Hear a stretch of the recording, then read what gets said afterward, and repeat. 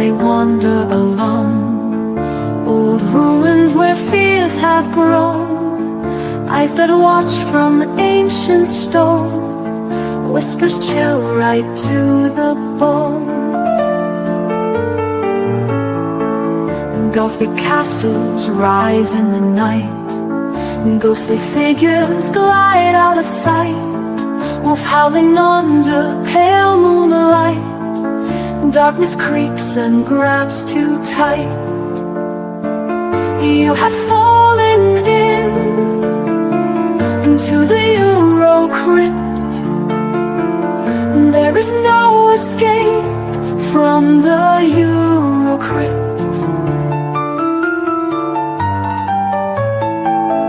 Fog curling through cobblestone streets, footsteps echoing heartbeats. Vampires hunt their nightly feast, lurking monsters are released. Silent scream in a sepia dream, melancholy miles downstream. No one's safe, or so it seems. Worlds unravel at the seams. You have fallen into the EuroCrypt. There is no escape from the EuroCrypt.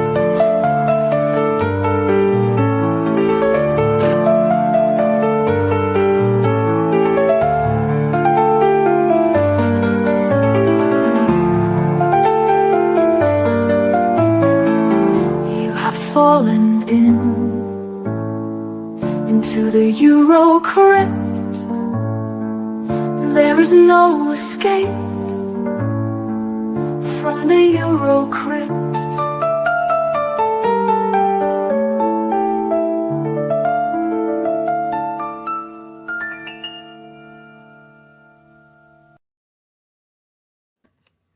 Hey, what is going on?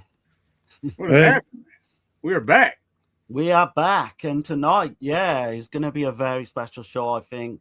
We're going to be talking about Luc Merenda, a very well-known French actor that was like literally come into the fore really with all these kind of Italian genre films back in the day. But I want to welcome on Ian Urza again. He's kind of our go-to Italian crime specialist.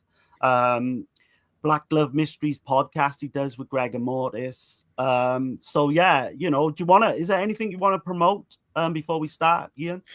Well, really it would just be that Black Glove Mysteries, which is part of Land of the Creeps. Greg and I do a show that comes out every other Friday on YouTube and on basically any podcast platform of your choice, really. The next episode we're doing we'll be wrapping up Forgotten Gialli Volume 5, looking at I think it's 9 guests for a crime, and then to go with that we're going to do another Ferdinando Baldi film, which is his spaghetti western Blind Man. Awesome. Oh, nice. Yeah. By the way, if y'all want to check it out, their podcast is on Spotify. That's what I have linked in the description. So check it out. They got some good stuff going on, man, over there. And I think you've got your own website as well, haven't you, Ian? Yeah, I do. I haven't been active on there in a little while, but I do have a blog spot that's just the good, the bad, and the macabre.blogspot.com. Nice. Okay. Nice. Awesome. Yeah. I mean, these 3 films, pretty much Ian picked them, and we're going back at least like a couple of months ago, 2-3 months ago, where we arranged to do this. Mm-hmm. And he delivered again, to be honest, which we'll come on to when we talk about all the films. But I had a lot of fun this week with these 3. I think they're really good examples, actually. Yeah, you can see the versatility of Merenda, right? Oh yeah, I mean, you think about it. He kind of opened my eyes up in a way when we covered a film called Hotel Fear, and if you think about it, when he's in Torso. But he doesn't have a lot to do. He's just you can't really see his acting ability in that film. But then Hotel Fear, he plays this absolute scumbag. He's like this gigolo type character, right? Yeah. And each of these 3 films, and shit. There's a bit of icky violence in that as well. But man, these 3 like roles completely different. And he nails it, doesn't he? He completely nails it in all three, which we'll come on to. But I don't know if you want to quickly go through the comments. I think people are just saying what's up and what have you. We got Pope, the U.S. Pap smear. What's going on? Hey, what's up, man? Nice to see you back, man. Yeah. Scooter Gypsy official. What's up, guys? What's up? What's up, man? Glad to have you here. Welcome to the panel of pain. Old Texas is here. This would not be the same without Texas being in the chat, man. Texas always gonna be here. He's always there, man. Yeah. Big supporter of the channel. Oh yeah. And Greg's just popped in as well. What's up, man? Just Greg Mortis was happening. Talking about your podcast and that. Yeah, hell yeah. Yeah, Texas, they do quite a bit of watch-alongs and stuff like that. Check out his channel, man. Texas. Yeah. So. Definitely go over like Greg Mortis' channel as well. Absolutely. He's got a channel as well, Greg Mortis. Yeah. Got the Twisted Temperatures. Awesome. Yeah. Oh yeah. That's a new name, isn't it? I think as well. Is that she is Greg's wife. She's with, right. She's okay. Yeah, we've seen her before. I think. Yeah. Good deal. But so we're talking about Luke Merenda tonight. I don't know. Did you prepare anything on his actual facts on himself and all well, I did think about reading maybe a little bit from Italian crime filmography. I have the page here because he goes over like all the actors in the stars in the back of the appendix. It says quote, I was a rebel, and when I was 18 I realized that everything my wonderful parents taught me was wrong. Then life taught me I was the one who was wrong. Quote, quipped Luke Merenda in an interview recalling his experience in the movie business. One of the greatest stars of Italian genre cinema in the 1970s was a Frenchman, even though of Italian descent on the part of his grandfather. Born in a village near Paris, Luke Charles Olivier Merenda lived a wild and fast life, as his passion for cars proves. He also displayed a strong, often rebellious temper, which perhaps alienated him from the producers on more than one occasion. As a child, Luke lived in Morocco, China, Japan, and Africa before returning to Paris, where he trained in French boxing. You kind of see that in some of his films, actually. In order to enroll at Columbia University, Luke eventually ended up in America, where he started a career in modeling. His handsome appearance and magnetic presence soon brought him many film offers, including an amusing encounter in a Parisian street with Mark Allegret, who offered him a role on the spot, which Merenda, who was thoroughly uninterested in becoming a film actor, promptly refused. Merenda's film debut was in 1970 in Pierre Calfon's OSS 117, Pren de Vacances, not good with French stuff. Calfon asked me, do you speak English? Yes. Can you fight? I am a French boxing champion. Can you drive? I do races. Can you act too? Well, not really, but I can make up for it with all the rest. So I signed a contract for 5 films. However, even though he was not and would never be a Laurence Olivier of sorts, Luke's career soon took off as he was in Le Mans with Steve McQueen and in Terrence Young's bizarre Western Red Sun in 1971, playing alongside a Paris de Troyes, which included Charles Bronson, Ursula Andress, Alain Delon, and Toshiro Mifune. Then it was time to move to Italy. According to Merenda, it was a pasta dish he ate that made him decide that Italy was his promised land. His first Italian films were a Western/comedy, Man Called Amen, in 1973, directed by stuntman Alfio Caltabiano, which was a surprise hit, and then the Zudi Araya vehicle, Le Ragazza Fiori Restrada. Luciano Martino had Merenda sign a contract for 3 films starring with the Violent Professionals in 1973, his first poliziesco in the film that made him a star. Even though his most popular roles were in crime films, Merenda also took part in Sergio Martino's excellent giallo Torso. Il Servizio Segresta di Uside, which is silent action, where he reenacted the death of Commissioner Calabrese, while Gambling City was an unfortunate attempt, I disagree, at playing a more romantic role than usual. Merenda also worked with Stelvio Massi on a couple films which are not among the actor's favorites. On the set of Destruction Force, he suffered an accident which caused him lots of bad consequences, both physically and professionally. During a fight scene with Franco Chidi, Merenda, who had to perform a stunt while having his hands handcuffed in his back, fell badly and injured a couple of vertebrae. He subsequently sued the producer, Gianfranco Cudadinian. He won, but he subsequently found it increasingly difficult to get screen roles. Merenda also starred in 3 films directed by Fernando de Leo. Quote, I don't remember our first encounter, but I immediately liked him, unquote. Merenda recalls, I met him in his office on Via del Corso, saw his face and appearance and thought, this man is cool. Fernando could have done much more, but he just didn't feel the need to. He was a very intelligent man, always with his head in the clouds, thinking about his books.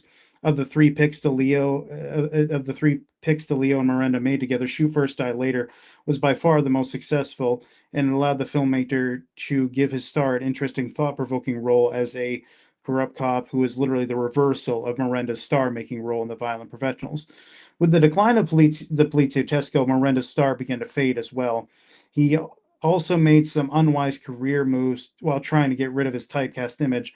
For Francesco Barilli's grim World War II drama Pensione Pora, where he played a slimy, repellent gigolo, was an undeserved flop due to the distributor's bankruptcy, and Ariste Massacase's Tough to Kill, a mercenary tale set in Africa and based on a script by Sergio Donati, was another ill-fated attempt at a change of pace. The script was wonderful. A few years earlier, it had been even offered to Dolan. The director, Joe D'Amato, whom I didn't know was not really a director, but the project was nice. We shot it in Santo Domingo, and I realized we were not shooting the script I loved. It was like Shakespeare and Dante being read by someone who just didn't get it. In that same period, a couple of minor Poliziotteschi starred in Franco Prosperi's Deadly Chase and Guido Zerli's Target, only underlined Merenda's quick commercial decline. Massimo Puri's terrorist drama, Could It Happen Here, was a totally different story, a script Merenda loved, in which his opinion was partially ruined by Puri's shortcomings and the producer's interference, which resulted in the original cut being drastically altered. The actor also felt unsatisfied with the kind of films he was regularly working in. Tinto Brass's Action, which Merenda also co-produced in 1980, was a great opportunity to provoke fun in his own image and do something different. The result was possibly Brass's best film to date and allowed Merenda to do something he had scarcely done earlier, act. However, after Action, Merenda's career stagnated. He spent the last 10 years in Italy playing secondary roles in comedies where he spoofed his macho image, most memorably in Super Fantozzi, when he played Adam alongside Paolo Villaggio as Fantozzi. In the end, Luke Merenda took a radical decision, abandoning the movie business and becoming an antiquarian in Paris, where he had only sporadically abandoned. His last role was opposite Jennifer Beals in Sam Fuller's TV movie Tinkling, Les Madone et le Dragon, followed 17 years later by a brief cameo in Eli Roth's Hostel Part 2, where in a tongue-in-cheek homage to his career, he plays an Italian detective. It's a decision Merenda does not regret at all, as he stays true to his own temper and creed. Quote, there's too many people who try to rip you off, while I've always stayed sincere, he commented. I lost so many films, so many contracts because I just don't accept any compromise. That's the end of it. Right. Yeah. Yeah. He's got such a fascinating kind of career behind him. Films wise, the ones you like, even the ones you kind of didn't mention there, I'm interested in. He did one called The Last Round. I think it's a Fernando de Leo, is it? Might be, but there's that Puzzle I've seen, which I really like. I think that's Puzzle is really good. Yeah, Tazzari in it. Lucio Tazzari's 1974 Giallo. Silent Action we mentioned before we come on air. Martino. We've got to do that kind of next, maybe. Yeah, I actually got that on a Regent B Blu-ray. I can't remember who made it. Celluloid Dreams, maybe, or one of those type of companies. I'm not sure, but I did buy it kind of on a whim at one point just to see what it was like, and I remember really enjoying it. Basically, also to add the Martino collection because I own like 20 of Martino's films now. Oh, nice, man! Nice. Yeah, no one ever talks about Silent Action. Yeah, because I didn't even know it was a Martino film until fairly recently. Yeah, until I started digging into this, and then I was like, "What the hell? This is one that slipped past me somehow," But yeah, probably yet again with the releases as well. It's not like you say it has an adequate release. Yeah, and yet again, it's yet another different kind of role for him because that one is more of like a conspiracy sort of political movie, like a lot of times you would see in the 70s movies like, The Parallax View or All the President's Men or something like that. It's kind of closer to a movie like that. I mean, it still definitely has this Eurocrime stuff with the chases and the fights and the shootouts, but it is more of one of those kind of movies. So every time he did a crime movie, he was kind of doing something different, whether it was in Shoot First, Die Later, he's playing a much more corrupt cop. In The Violent Professionals, he's playing sort of a more fascistic he's kind of out for vengeance, right? Yeah, and going undercover. And then in why am I getting confused? Gambling City. Gambling City, yes. He's playing more of a con man and a gambler. So which is kind of a takeoff of The Sting from 1973, right? Well, that I can imagine those films were probably popular in Italy at the time as well. I mean, anytime they could try to emulate something, they would always do it. Whether it was, some of their first cop films were basically taking off of The French Connection and Dirty Harry, and you could see it in a movie like The Violent Professionals, and then around the mid 70s, the vigilante stuff got popular. So that's when films like Street Law and Death Wish, there's another one, Manhunt. Manhunt with Henry Silva was another one. Or that's another one I want to see. Manhunt Manhunt's awesome. Specifically. Manhunt in the City. Manhunt with the Fernando de Leo Manhunt is a different movie. That's also the Italian connection. But there's Manhunt in the City that Umberto Lenzi did with Henry Silva, where Henry Silva plays a vigilante trying to get revenge for his daughter who was killed in an explosion. So it's so similar to Death Wish. That one. Yeah. Right. So talking about The Violent Professionals, this is kind of out of the three was the more well known. That I heard quite a bit about this one. We got Justin Marino in here. Hey, what's up, man? What's going on, man? Yeah, nice to have you back. I'm a big fan of the Policio Teskey, man. So he is, and the Giallo. Yeah. How's everyone? What's going on? We're doing good, man. Doing fine. Luke Merenda is super underrated. Yeah, I think so. Definitely is after watching these three. I just you said these three films are great. I wish he had come out more in Torso. Yeah. Red the Dawn. Thought I still my Fortress film from 1985, but now it's gone. Still had his Fortress film. I've seen that film. I've seen that one. Okay. All right. But yeah. Oh, yeah. I mean, the Police Task. No, I'm not going to go too much into it, but they really come off a time where I think the Westerns were all the rage, weren't they? Right up until the late 60s. Late 60s, then they declined, and then the Giallo kind of took over as the favorite genre for a little while, and then the crime films sort of came after that. It was like anytime something started to decline, they would move right into something else. The Giallo it followed a similar but different trajectory to the slasher film in America, where there was like 1 year where they just released so many of them and it just oversaturated the market. Like specifically, I think in 1972, they just made so many of them. And I think they blew their load on those rather quickly in terms of how quickly people would want to move on to something else. And the crime film, this is one of the reasons this movie was actually one of the big ones that kind of made it take over in 1973. This movie made, and I'm not that great with conversions or whatever, but I know it made well over $1 billion lira. So it definitely was a hit. Whereas, because if you look at other films' grosses, some of them don't even make $1 billion lira. And that's when it may not have even, it may have been somewhat a success, but anytime it makes over $1 billion, that usually tells you, okay, it did pretty well for its time. It made $1 million US or whatever. Or at least in the millions or whatever. Yeah. No, the conversion rate is really bad from what I know, but. Oh yeah. But yeah, let's go into this one. So this one, 1973 film, directed by Sergio Martino.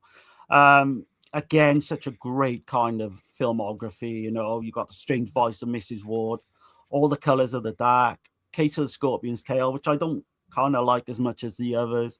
But the big one for me, and I know Dirk, I presume yourself, Ian, as well, is Your Voice is a Locked Room. I think that's kind of his. That's my favorite Giallo. All the Colors of the Dark is my favorite of his.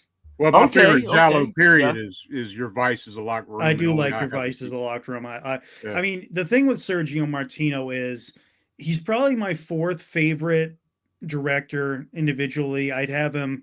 It would go Sergio Leone 1, Dario Argento, or no, sorry, Lucio Fulci 2, then Dario Argento 3rd, but Sergio Martino right behind those three. And that's that's a good spot to have him. But I would also say he probably was one of the most versatile Italian directors, and even up until the late 80s was giving people really entertaining films. You look at some of the stuff he even did around that time, like American Rickshaw is a pretty entertaining movie if you've ever seen that. I love that film, man. I'm constantly championing that film. Ain't no Darren? I'm telling people y'all gotta see this shit. That's a fun one. I'm so happy Cauldron Films released it. There's like a couple. There were a couple others even into the early 90s that he did that I think are fun. I can't remember what one of them's called, but one of them has like Daniel Green and Brent Huff.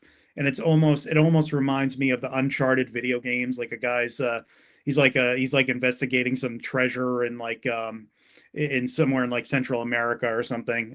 That one was pretty cool.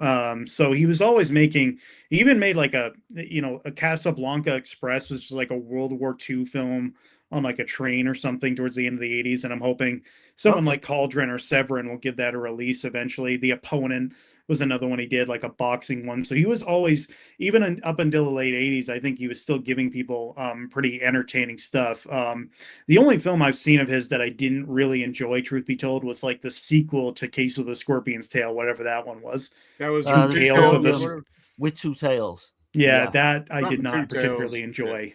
Me and Dirk covered that. Yeah, and we absolutely hated it. It's pretty bad. It's really lousy compared to the rest of his filmography, but pretty much anything else he did, and he would always find another signature actor to latch onto. First it was Edwidge Fenwick and Anita Strindberg and George Hilton. Then he kind of moved on to having Luke Merenda in a lot of his films. He had Barbara Bach in at least one of them, Island of the Fisherman, maybe. Claudio Casanelli was the other guy I was thinking of. Man, he was in a lot of his films. His life was taken too short, man. He would have went on I think he would have went on to a big.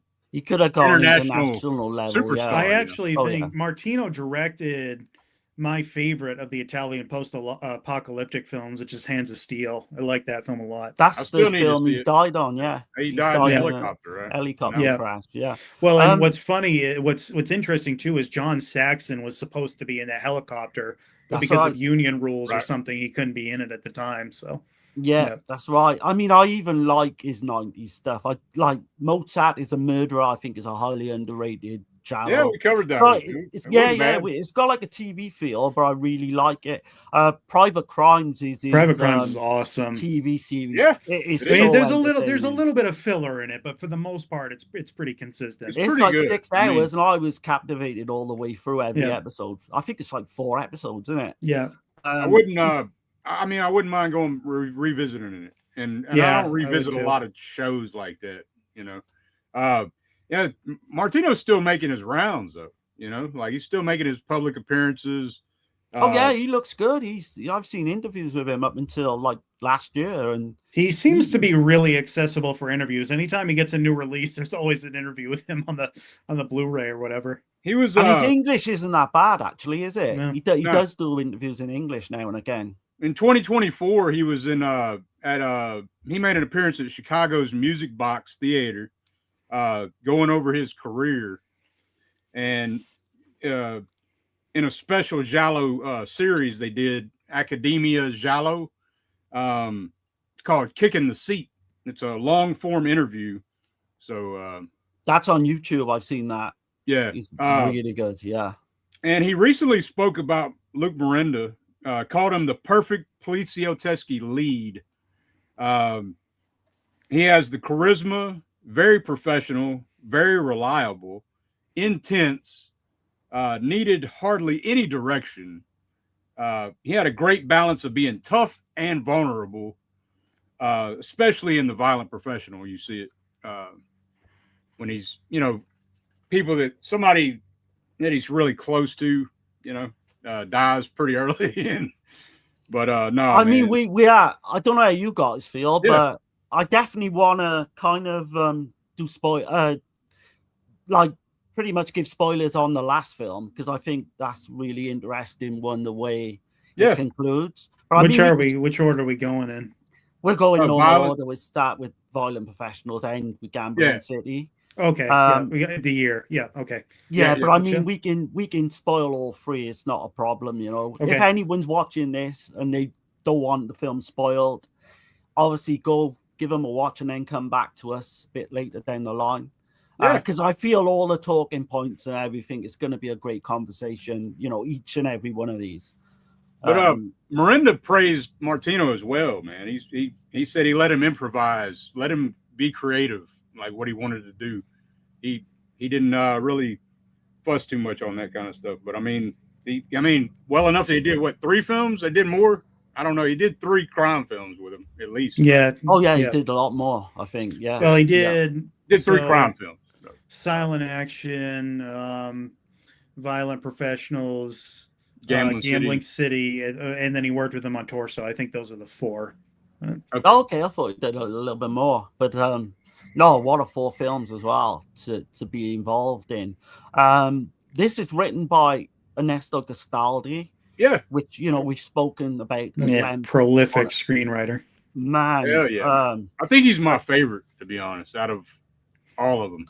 He's up there. He's got to be up there with the likes of Dardano Sacchetti, and I would put him over Sacchetti personally, but that's just me.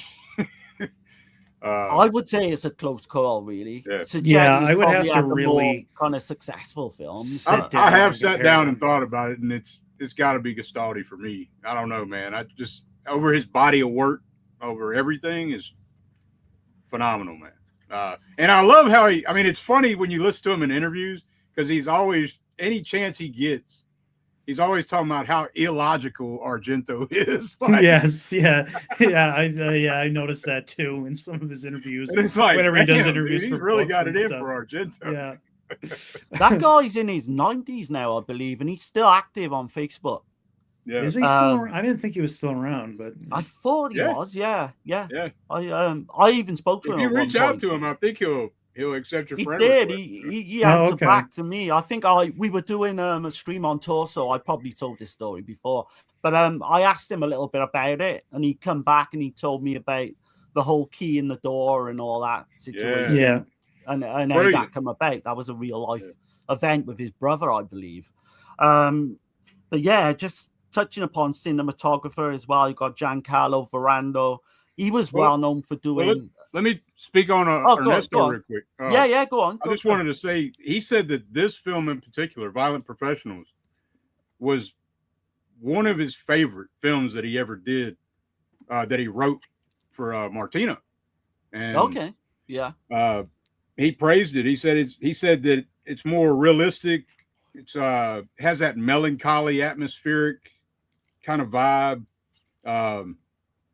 He prefers this type of Poliziottesco versus Almost Human. That he considers that.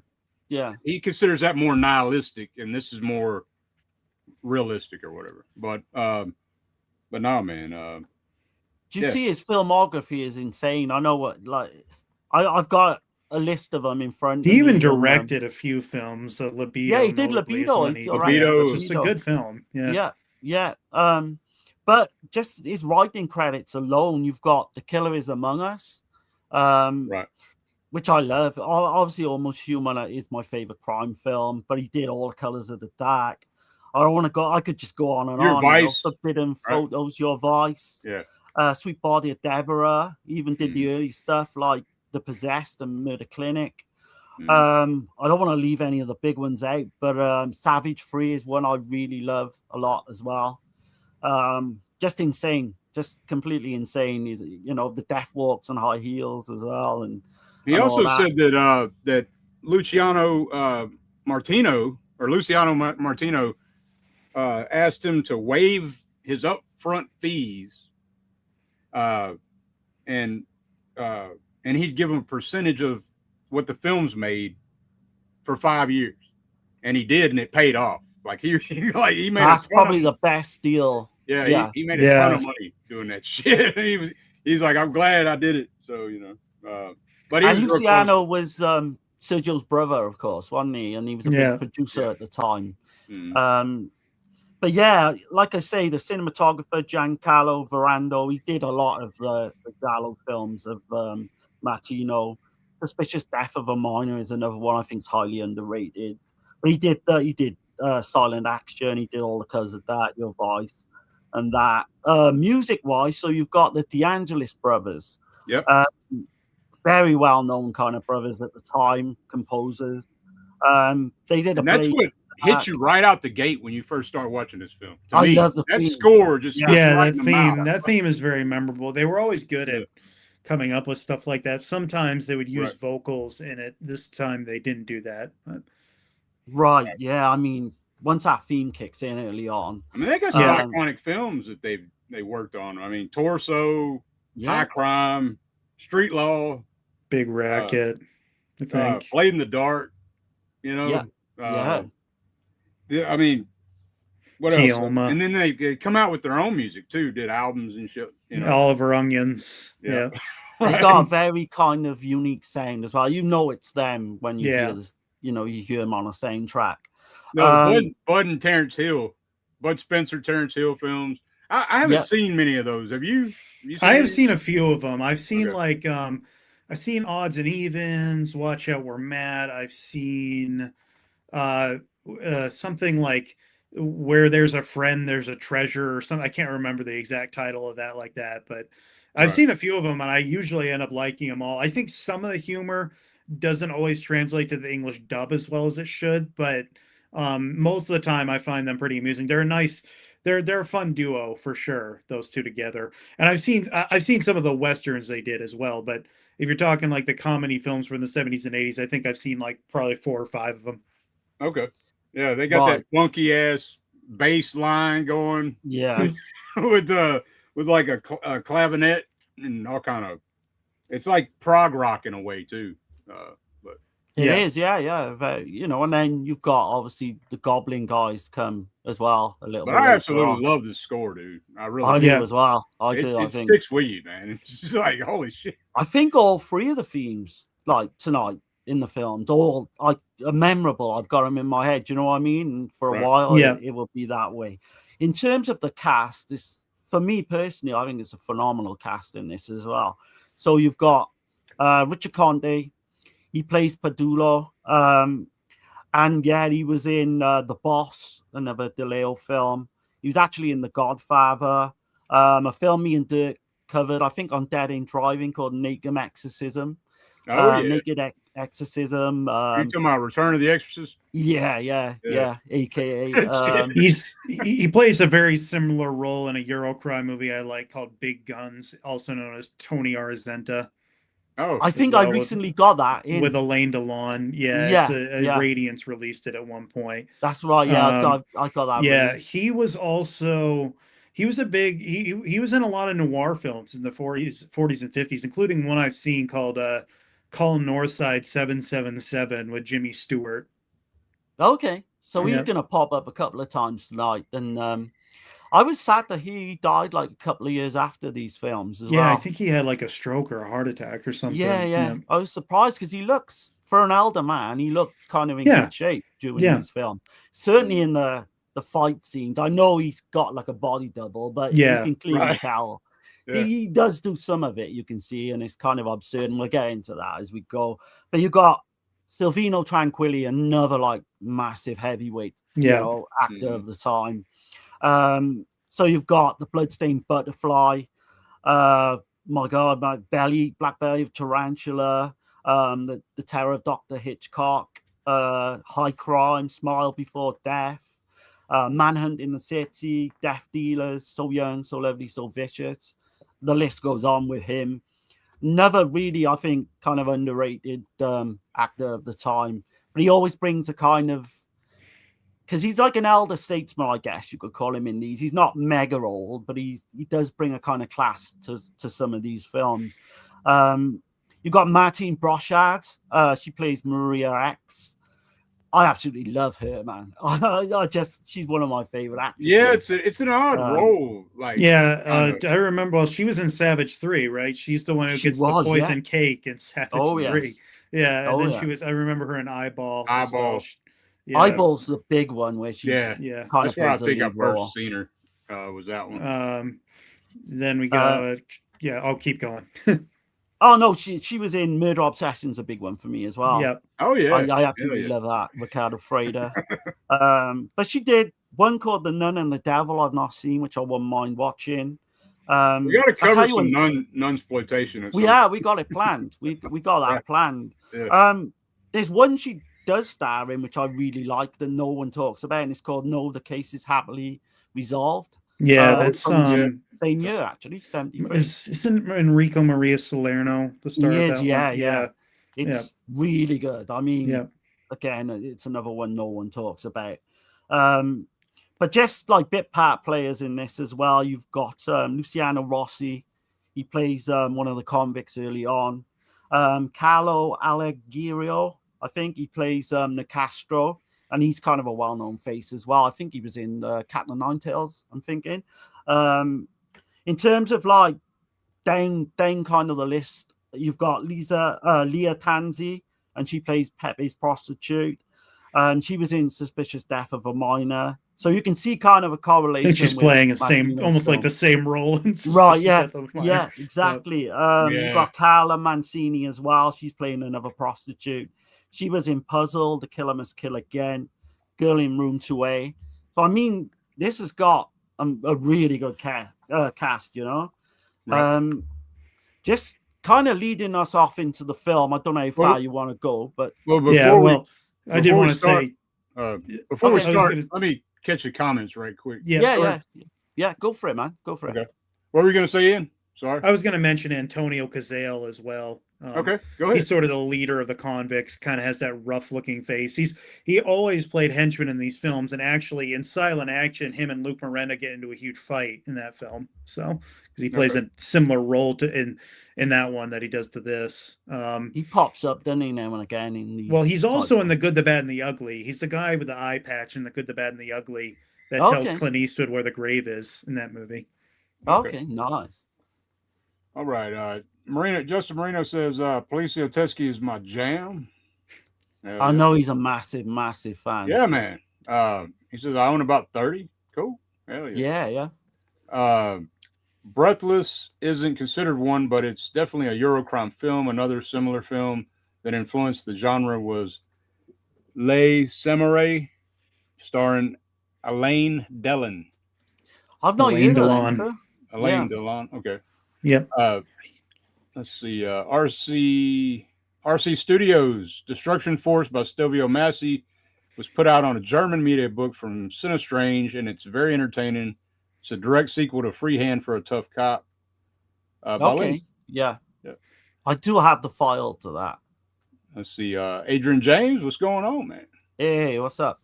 However, I recommend watching Destruction Force in Italian with English subtitles, as the dub features an awful dub composed of British voices for some reason. Yeah, I'll agree with that. The dub on that one is not particularly great. Okay. They didn't have the usual people they definitely didn't have the same people that they have in this dub. So, right. Yeah. Okay. And Justin's saying Delon did Tony Arzenta. Yep. Tony Arzenta. Which is an underrated Policio Teskey. That movie is awesome. Yeah. Okay. Can't wait to watch that one as well. RC Studios, which versions do you guys prefer watching these movies? I've noticed the Italian version, the Violent Professionals from 88 Films, has a better transfer than the dub. I got the Code Red. Oh yeah. I got the Code Red, and I watched it in English and in Italian. I prefer watching it in Italian, I think. Yeah. Versus the dub, the English dub.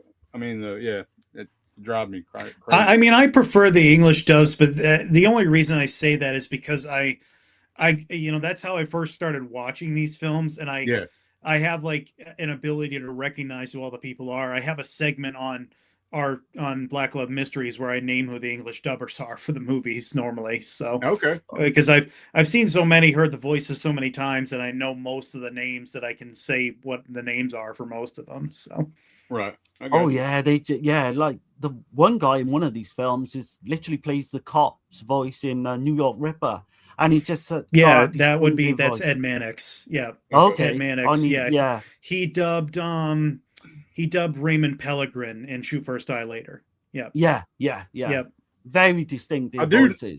The reason I go to the Italian though, I will watch it in both, but I try to do it because sometimes the story can change a little bit. Right. Well, especially with these films, because I think when they made these films, they didn't necessarily they couldn't translate some of the Italian politics very well to the English stuff. So I think they definitely did it for these films in particular. For the Giallos, I don't think you're going to miss as much, but for these, I do think it changes a bit. Like, especially if you watch something like Caliber 9, and the conversations between Frank Wolf and Luigi Bastilli are very, very different compared to which dub you're watching. Because in the Italian version, they're just way more, focused on the politics of the time. Mm-hmm. Yeah. Or like Blade in the Dark is one where some the of dub for that movie is insane. It is. Yeah. Yeah. Like, you want to sit there and bake it like a frog in the sun or something? You're like, what the hell are you talking about? One line that I always think of is the part which I think it's Ani Papa says, she's like, "This is all the whiskey you possess." Yeah. Save the tea and yogurt for breakfast. They give like a different vibe, don't they? Completely different vibe. It's a different vibe, man. Yeah, it really is. But it's cool both ways, man. So I always like watch them in English if I can when I'm doing notes, and then I'll go back. Then second time, definitely watch it in Italian. Right. Let's see. RC Studio said, Justin says Martino is one of the great directors from this era. I agree. Yeah. Castellari, DeLeo, and Lindsay are my top directors from the Polizioteschi subgenre. That's tough. Yeah, they would be the three. The best though. That's the big three for sure. Because I was thinking Lindsay, but DeLeo. Now I've been watching this film. I think Castellari's my favorite person. Oh shit! Actually. Okay. Yeah. Okay. Yeah. Castellari's. I mean, you can't argue with any of those. There's not much in it. There's not much in it. I do think one guy I would like to give a little more shine to is Stelvio Massi. He directed a lot of these films, and most of them are pretty good. So yeah, definitly very underrated. I love Lindsay's films as well. I feel like that this is Lindsay's strongest genre, though. It is. Twisted Temptress. The scores are great. I agree. Yeah. Red the Dawn. Would you consider Tearing the Isles one of the best anthologies ever, or just a great documentary? It's more like a is it like a trailer reel? I think more than anything else. With Donald Pleasance and blanking Nancy Allen. First to Kill. Nancy Allen. Yeah. I don't know, man. I watched it not too long ago. It's kind of, I don't know. It just didn't hit me the same, But no, it plays differently back in the 80s when you want to see the internet films out. Yeah. Oh yeah. Right. Let's see. RC Studios Ferruccio Amendola is pretty much the Italian dubber for every Thomas Milian crime movie in Italian. I still like hearing the dub for Freehand for a Tough Cop just to hear Henry Silva in English. And Tomas Milian did his own too, didn't he? I believe. Not his own dubbing for those films. No. Okay. He knew I think he would come up with his own dialogue, but he would come up with his own dialogue, especially for the Nico Giraldi films, because it was done in a particular kind of Roman slang. But I think he had someone do the dubbing for him because his accent didn't quite fit it, because he was Cuban and he had a certain type of accent when he spoke Italian. Okay. Maybe you're actually more likely to find him dubbing his own voice in English probably than you are in Italian, I would say. Right. Yeah, that's what I meant. Like, I think he butted heads with Lindsay on one film. Lindsay wouldn't let him do it or some shit. I don't know. But I don't know if it was that, but it was on Brothers So We Die where they started not getting along particularly well because Milian was just doing so much improvisation, and he was Lindsay probably just got tired of how much time he was eating up, truth be told, more than anything else. Right. They hated each other on that film. But the thing is, it was kind of weird because they hated each other, but they both knew that they could do some of their best work off each other, if you know what I mean. Needed each other, basically. Yeah, they kind of needed each other more than anything else. But Castellari did better films. Yeah. It's close, man, between all three. I slightly favored the Leo, maybe Lindsay, but I've not seen everything, so yeah. I mean, it's hard, really, really. His body of work in the subgenre. Let's see. I love DeLeo. He fell off quicker. I'd like to have seen DeLeo do more Giallo films. I know we did Slaughter Hotel, which is kind of a really that was crazy Klaus Kinski film.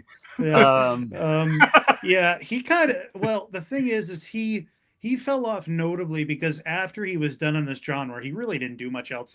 There's a movie I have that he did in the 80s that's like a war film, and it's bad. I can't remember what it's called, but I own it, and it is not good. And I remember liking it. Like, it had like Woody Strode and some good people in it, but it just was not a good movie. The one I do like, that we were talking about earlier, is Naked Violence. I think that's more kind of like a Giallo film in a way for me. Yeah, it is. It's closer to that. Yeah, closer. Yeah, and I suppose Slaughter Hotel, you would probably call it more of a slasher film than anything exploitation. Else. Yeah, it's sleazy as hell. Yeah. Oh yeah. It was Albinieri, naked, thread. Yeah, she's a nymphomaniac, which is always great. Yeah, can't go wrong with that. But do you want to finish off the comments there, Dirk? I think there's a few more. Okay. Yeah. Let's see. He was the dubber for the Nico Giraldi movies. Surprised you mentioned those. They're pretty elusive here in the States. Yeah, I'm hoping they get a release over here eventually. I've seen a few of them, but it's like, those are definitely, they just haven't gotten a good release here. And I'm hoping someone takes a chance on them eventually because, it's Tomas Milian, it's Eurocrime. Someone will buy them if someone gets a chance. Definitely. A lot of them have been restored overseas by other companies, by like media. I can't remember what it's called, but it's like a German label, and a lot of them have gotten remastering from that and have gotten releases, but they've never really gotten ones over here. As long as it's not Rusty Blade, I'll buy it. Oh shit! Yeah, that's the Killer Must Kill Again. That's the worst. Oh man, yeah, I was pissed off. Print or AI job they've ever done. I think. Yeah. Sergio Salima is an underrated director in this subgenre. Okay. See, I've heard of his name because I've read the book. The only one I know of that he did in this is no, he did two at least because he did Revolver, and he did Revolver, and he did Violent City with Charlie Bronson. Yeah. So City that's what I want to see. Yeah. Revolver is a great film. Like Oliver Reed, I think. Yeah, Oliver Reed and Fabio Testi. Yeah. Oh yeah, they play off each other great in that film.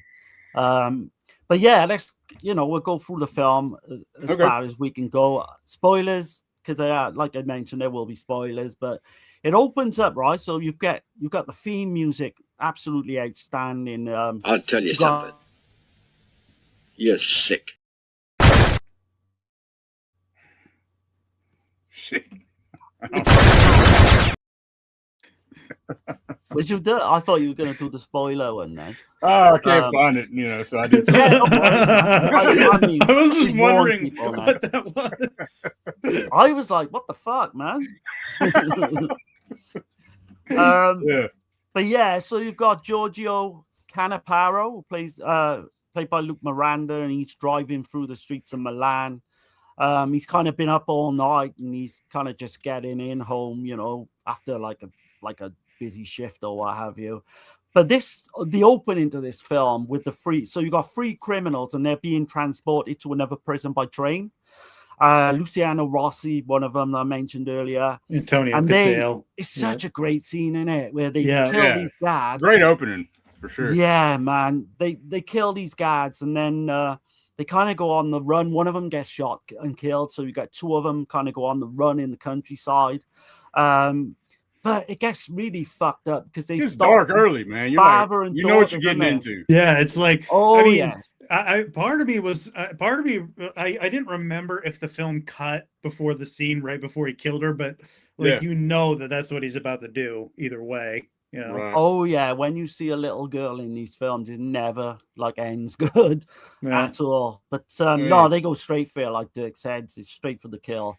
So you've got, if you're gonna walk out of the theater, do it now. I imagine in '73. Oh yeah. I mean, you've got the scene where he kind of puts these two to, he ends up killing the two of them, and it's debated whether it was illegal, the act that he did, because did the one guy go to reach for his gun or didn't he? That's kind of the question, the moral question. But then he kind of says to himself, I think he has a vision. He remembers the guard mentioning like he's going to retire. And you hear all these guards talking about their plans for the future and all this shit. You're like, what the hell? I mean, there's no way. Like, all your sympathy is not with the criminals, put it that way. After seeing that little girl, and then you get his boss played by Chris Avram from Bay of Blood. Yeah, Bay of Blood. Yeah, he turns up. So he plays Del Biono, and he's like 12 months into this investigation. He's looking into like all these bank robberies in northern Italy, and he's trying to like basically he tries to get Cannaparo, to like kind of behave a little bit more and not be so, so fucking nuts, because he's completely nuts in this. He just plays this fucking batshit crazy kind of police officer. But Del Bonio then he's shot in cold blood just out in the street. Obviously there's kind of a link to these, he thinks there's a link to these like bank robberies. It catches you off guard too, because it catches you off guard because the music that's kicking in. You think it's all this happy. I got that written down. Oh yeah. And you expect like Chris Avram to be in the film for at least a long time, because I guess he was when he was in Killer Reserve 9 Seats as well, wasn't he? Like a year. Yeah, I think he was. Yeah, but he was kind of well known, obviously, for the Balva film. But you get all that, he ends up getting shot, obviously, and then Cannaparo goes to like his office. He's trying to get clues on why he was shot, and then you get the commissioner Vivanti turns up, played by Silvano Tranquilli, and I think he ends up suspending him, doesn't he, for a bit? And he's like, just take a break, get a suspension letter and all that. Yeah. But Cannaparo, he's like, he wants to avenge. He visits Biono's wife and he's asking all these questions for clues. And I think it's like 6 months goes by and like they took a couple of criminals in for questioning, but nothing comes about it. There's literally no leads on the case. And I imagine that's go on, sorry, Dirk, go on. I'd imagine that's true to the time too, what was going on. Well, the years of lead, years of lead and shit. Yeah. Some of the parts in this, so you get like the goofy music with the prostitute scene. It's like jarring a little bit. We forgot to mention Giancarlo Ferrando, the cinematographer. Yeah. We did. We touched upon him a little bit. Yeah. Okay. We did. Yeah. But if you got any more, Dirk, go for it. Well, Troll 2, man. Troll 2 didn't get mentioned. So. Says it all. Yeah, that says it all. But no, that prostitute scene always makes you laugh. Because he picks one up, doesn't he? He picks one up. She's like a red-headed girl played by Leah Tanzi. She got like a pimp called Pepe. And that's a fucking kind of weird as well. A little bit. Yeah, he just shows up and he wants to know where his girl's been, obviously, and all that. But then they have this fucking fight that goes on literally in the street. He's just like pimp. Is it a fight or it's just one way? It's just a one way kind of thing. Because he pulls a knife out, doesn't he, on Cannaparo? Oh yeah, you've got the scene as well where he goes to see this fisherman, and it's a fucking bizarre scene as well. Yeah. When he puts them in the water and drags him out by the net. Yeah. Yeah, and this fisherman's like shouting out, "He's killing me! He's killing me!" And I'm drowning! It's just so bizarre, man. And he gives him the nickname of like Fish Head as well. But he offers him like 20%, doesn't he, of the action to, to let him kind of get clues on what's going on and all that. The pool hall scene you got to mention as well, man. Yeah, such a great fight scene. But he ends up fighting these criminals, and he actually chucks one down a bowling alley. Yeah, down like a bowling lane. Yeah, into all the pins. I think he does something similar in Gambling City too, where someone's like trying to hold him up, and he kicks both of them with his feet. He does. Yeah. Yes, like choreographed and like brilliant in all three of these. We first get to see Padulo then, Richie Conte's character, and he turns up, he plays pool. And he kind of lets him off his debt, or he plays for his debt. But he's got this saying throughout the whole film, and he's like, they're flying low. He keeps saying it all the time. Yeah, they're flying real low. Real low. And it kind of becomes, between the two of them, this kind of go back and forth type thing. There's some good dialogue, like in this film. Oh, yeah. When she says, Maria X says something about her tears. I can't remember what she said. She said her eyes are always watering when she's crying at one moment. She's like this strung out dope whore kind of. Yeah, she's a very sad character. Yeah, it's crazy. She kind of comes into it. She's the girlfriend of one of the hoodlums in the gang. And she's in the pool hall, and I think he steals a car at one point, doesn't he? I mean, they don't say, but I'm guessing she's on heroin or something. I don't know. Well, they take it back. Like, he takes it back to the house, doesn't he? And it's like all these kind of hippies, and they're having sex and all drugged out. Remind me of Torso. I've seen it. Yeah, he's like, very similar. She says something like, "This is the place where I choose to get screwed," or something. Right? Yeah, he's like, "I ain't doing this shit." Oh yeah, and they kind of hit it off, don't they? After a while, but I think Padulo then is like following him as well. Like two of the heavies are like following him back, and he gets. Padulo gets all his gang together and they're preparing for this job. Bruno Carazzea, he's in this as well. He turns up in all these kind of crime films at one point. But they're attempting to do this big bank job. Cannaparo tells the cops, you got that great scene with the radio in the shop where he just fucking tunes in this radio and he's pretending he's going to buy it. And then he radios all these cops to tell them that the fucking bank job's going on. It's just great. And that's when it kicks into like, you definitely see the French Connection influence, right? Like, the bumper cars. I call it bumper car micro machines. That's what it looks like. I'm ashamed to say I've still not seen the French Connection, which is mad. I know. Yeah. We need to do that at one point. Yeah, clear that one up. But, I mean, that'd be a one-off. Definitely, man. No, the sequel actually isn't bad. I kind of like it, but okay, I haven't seen the sequel. It's not bad. Oh, it's got some crazy stunts, man. Like the firebox scene I think, and the scene where there's a car flipping. Oh man, yeah, some of the going real slow to the tree. I mean, it's man. And they other movies have reused this footage. Like I think Almost Human actually uses it. Yep. Oh wow! In the trailer, man. Yeah, I saw that in the trailer where he swerves around something real quick. Yeah. Oh, I never picked up on that. Yeah. I never picked up on that. But yeah, you can see. Yeah, they're all kind of similar things. I think the car chase scene early on as well with the guys in the robbery is great stunt driving and but the cars going into each other and trying to nudge each other off the road. And bumper cars, man. I'll tell you. Oh man, yeah. Yeah, I mean, I don't know how far you want to go into this, like, but needless to say, like, go on. I was just gonna say, I mean, that's probably good enough. I mean, yeah, I mean, if you got any other scenes, I'll look over some of the other scenes towards the end as well. We don't have to give everything, I guess, away. But Cannaparo sees he sees Maria X at the pool hall again, doesn't he? And she's upset that her boyfriend's one of the thugs has been killed because their like car goes off a cliff or something, doesn't it? But yeah, you got the whole thing with Pepe's prostitute as well. she's got like this old man client, which is he's like a crazy. judge, ain't he, or something? Yeah, he's like higher. Yeah. He's kind of high up. And the two thugs, they show up then, don't they? And they take Canaparo to Pajulo. And then, like, Canaparo gives Pajulo a demonstration of his driving. I gotta mention that. What a fucking scene that is, man. I don't know who the stunt driver is, but it's killer. And I know that, and I know they speed up the footage, but that stuff is fucking superb.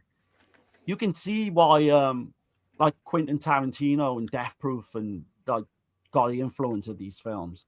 It is crazy because I was reading Quentin Tarantino. He bumped into Martino at one of these big festivals, and Quentin Tarantino got down on his knees and he started doing that. And Martino was like, is he taking the fucking piss or what? And no, Tarantino clearly like worships fucking Martino's film. And Castellari as well. Yeah. And DeLeo as well. And you can see it, the influence in some of the films he's done. But yeah, I love that driving scene, man. He's so impressed straight away. He's like, I want to offer you a job, you know? I want you to be the driver for this gang. And yeah, it's fucking amazing the way this film kind of pans out as well. Because he goes and stays, then he stays with the gang and they're all getting prepared. I think Pajulo says, like, we got a job on. It could be tomorrow. It could be in a month's time. Just be prepared, basically. Yeah, I mean, I guess that scene where he's making him strip and he's putting him in that room. Yeah, that's the scene. For a wire. Yeah, right? Obviously, yeah, for the wire and for if he's got a gun and what have you. But the actual bank job scene is kind of crazy as well because they take out this fucking pregnant woman. They kill this pregnant woman. Yeah, it makes me wonder if what's his name was inspired by that for Dragged Across Concrete, the director. Okay, I've not seen that. Oh yeah, you're talking about S. Craig Zoller. Yeah, Zoller. Yep. I can see it. There's a similar scene that happens in that movie. Yep. Absolutely. Yeah, I didn't even think about that. Yeah. The only good thing about that scene is that karate guy gets killed, doesn't he? The one who actually shoots a pregnant woman. That's Bruno Corsari, who was in a lot of these kind of movies. Yeah. Like, henchman actor who's in a lot of these films. Very familiar face. Yeah. Once you've seen a lot of these films. Yeah, definitely. I mean, the fisherman ends up getting killed. Canapera then gets Maria X to go to like Vivante's, and he's asking her why her boyfriend is getting involved in all these gang like fucking robberies when apparently he's like rich and well-to-do himself. But you've got the whole Years of Lead thing with the criminals where it was more like they were doing all these crimes to pretty much to like try and bring in a fascist regime where they wanted like unrest in the Italian civilians all the time. And if you look into all that stuff with the Piazza Fontana bombings and all that, that's fascinating stuff. What is it called? The Red Brigade. Yeah. They were right and they were left wing kind of fucking criminals. They were politicians and judge. I think a judge got killed or was certainly like kidnapped. There's a mayor too, right? Yeah. If you look into it, it's kind of fascinating. Pretty dark. Because all these films mirror image what's going on at the time in Italy. But yeah, I don't know. Have you got any other like standout scenes you want to like mention towards the middle end of the film? I do like one line. I think it might only be in the English dub where he threatens Richard Conte and he says something like, this is after he reveals to him who he is. They get into a big fight and he says something like, I'll cut you up so bad that you'll wish mirrors weren't invented. Oh yeah, man. That's a great line. That is a great line. Yeah. Oh yeah. You got Sergio Martino ends up as a cameo role as an ambulance not driver, but maybe like a medic in this as well. Didn't we also have the suspicious death of a minor does like the same thing where during the car chase he brings them to the police station? Yeah, it does. Yeah. You can see like a lot of some of the plot points in all these films kind of, you can see them in all different films. They're kind of like just different storylines pretty much. that Padulo character as well, and he ends up, you know, pretty much dying, and he's like brain dead at one point. Yeah. But yeah, you know, Canapero's now like literally wanted for his murder as well. But yeah, I mean, that's about as far as we can go, I guess. Well, at the end, there's like a reveal of who else is involved with it. But yeah, and it's a big reveal. Did you guys pick up on that during the film? Did you guess that? Not my first time. No. I didn't guess it, and it's a very subtle thing where he just all of a sudden says that he's involved with it. Really. It is, yeah, because at one point this character is really nice to him. He's like, do you know what I mean? He's giving him meals, like food, and his wife seems really nice as well. But yeah, I do like the way this ends without giving anything away. There's like a great kind of car chase scene towards the end as well. In like a gravel pit area, basically. Yeah, and you've got that theme kicks in as well, doesn't it? Yeah. But yeah, I mean, such a great film, such a great one to start with tonight as well. Oh, yeah. So this was called Milano Trima La Polizia Voglio Giestia. That was the original like Italian title, and it like Milan Trembles, I think is the English translation. Shot in like 35mm Eastman color cinescope. Did we mention the producer? So the producer's Carlo Ponti. And I think he was like the husband of Sophia Loren. Like a very famous, do you know what I mean, actress at the time. Yeah. Right. But he was working for Luciano Martino as well for Dania Film. This was given like a VM18 rating, released 22nd of August 1973. And yeah, like Dirk said, this did pretty well, didn't it? Like 1,162,424, or I'd probably get in that wrong. I think it's 1 billion lira, pretty much just over. Yeah. Yeah, this is Gastaldi said that they did make cuts to his script. The distributors made cuts to his script because of the political angle. So okay, I just wondered, like, you know, maybe, you know, we'll never know. Maybe they went maybe they went a little bit too far at times. I don't know, but they did include that stuff with the little girl, which I like. That's about as far as you can go, really, isn't it? Yeah, I'm guessing more on the political side of it. I guess was cut out from. Yeah, because they didn't want to like give it away, like which political party they were in, like, you know, Sergio Martino was kind of favoring or not. They kind of try and play it in the middle. This one came out, I think, like 10 days after Castellari's High Crime. And this was obviously like a big box office hit as well in Italy at the time. Yeah, I mean, Martino, 1973, you can't, you know, that's his prime, isn't it, really? I'd say 71 to about Suspicious Death of a Minor, maybe 75. Yeah. Those are the 4 years that he just doesn't put a foot wrong from what I can see. You know, I'm not seeing everything, but it doesn't put a foot wrong for me. The only like notable film from that time I haven't seen, which I'm surprised I haven't seen it, is like Arizona Cult Returns. I don't think I've ever watched that one. I've never seen that one. That's either. A sketchy Western. Yeah. No. Yeah, I haven't even seen the first one, so he didn't even make the first one. So, and I bet there's like no continuity between them because they never did that with those kind of films, really. But yeah, right. They probably just did it for recognition of the name. Yeah, people would return to it. Almost like what they did with all those Django movies. They're putting Django on everything. Right. So the main theme, I think, was called Blue Song. And it did have, at one point, it did have like a single release, you know, and they did have like two people were singing the lyrics to it as well. But yeah, I think with the thing with the ending, with it, again, I don't want to give it away, but what it was the audience at this point pretty much knew that everything in the system was corrupt. You know, whether it be one, like the bombings are kind of left and right, but the whole fucking system with the judges, everything's corrupt. And the people watching these films knew it as well because of all the shit that was going on. But yeah, I mean, it's definitely.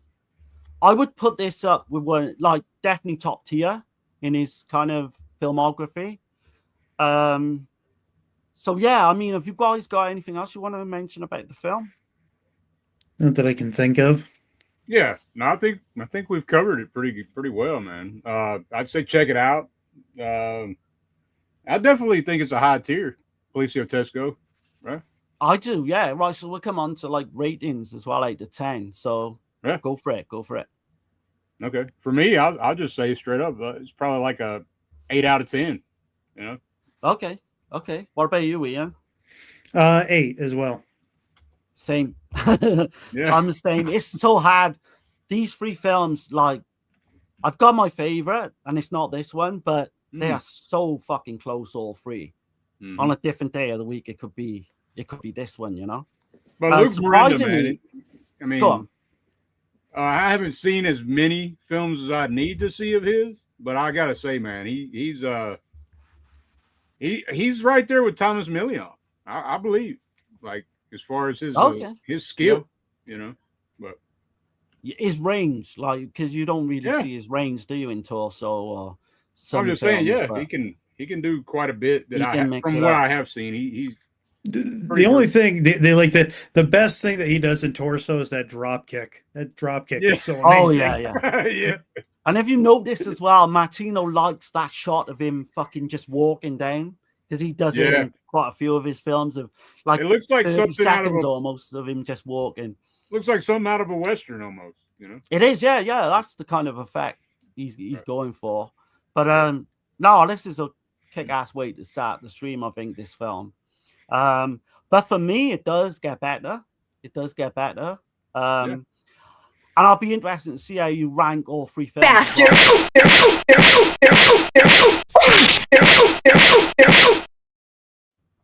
Thumbs up and like all that shit as well. I'm sorry, but I think this is a crock of shit. I don't know if there's any more comments you want to read. Is there? I don't think so. Oh, there's not. Is it? We caught up? No, we got Fat Pig the Conqueror. What's going on, man? Hey, what's up, man? What's up? Yeah. Which leads us on to our second film. Shoot First, Die Later. I don't have the release. Oh man, you need to get this. You can get this in the sale, actually. Yeah, but I should have got it from Kino, but I imagine that one's a better release. This has got a ton the of Radiance one's probably better. Yeah. Kino, their transfers are great, but the got a lot of kind of decent booklet in it as well. Yeah. Okay. Yeah. So this I might have to pick that one up eventually. Honestly, get this version. Is that Raro? Radiant, yeah, but Raro. They kind of go hand in hand together. Okay, I think Radiance just swallowed Raro, or whatever. I don't know. But. Yeah.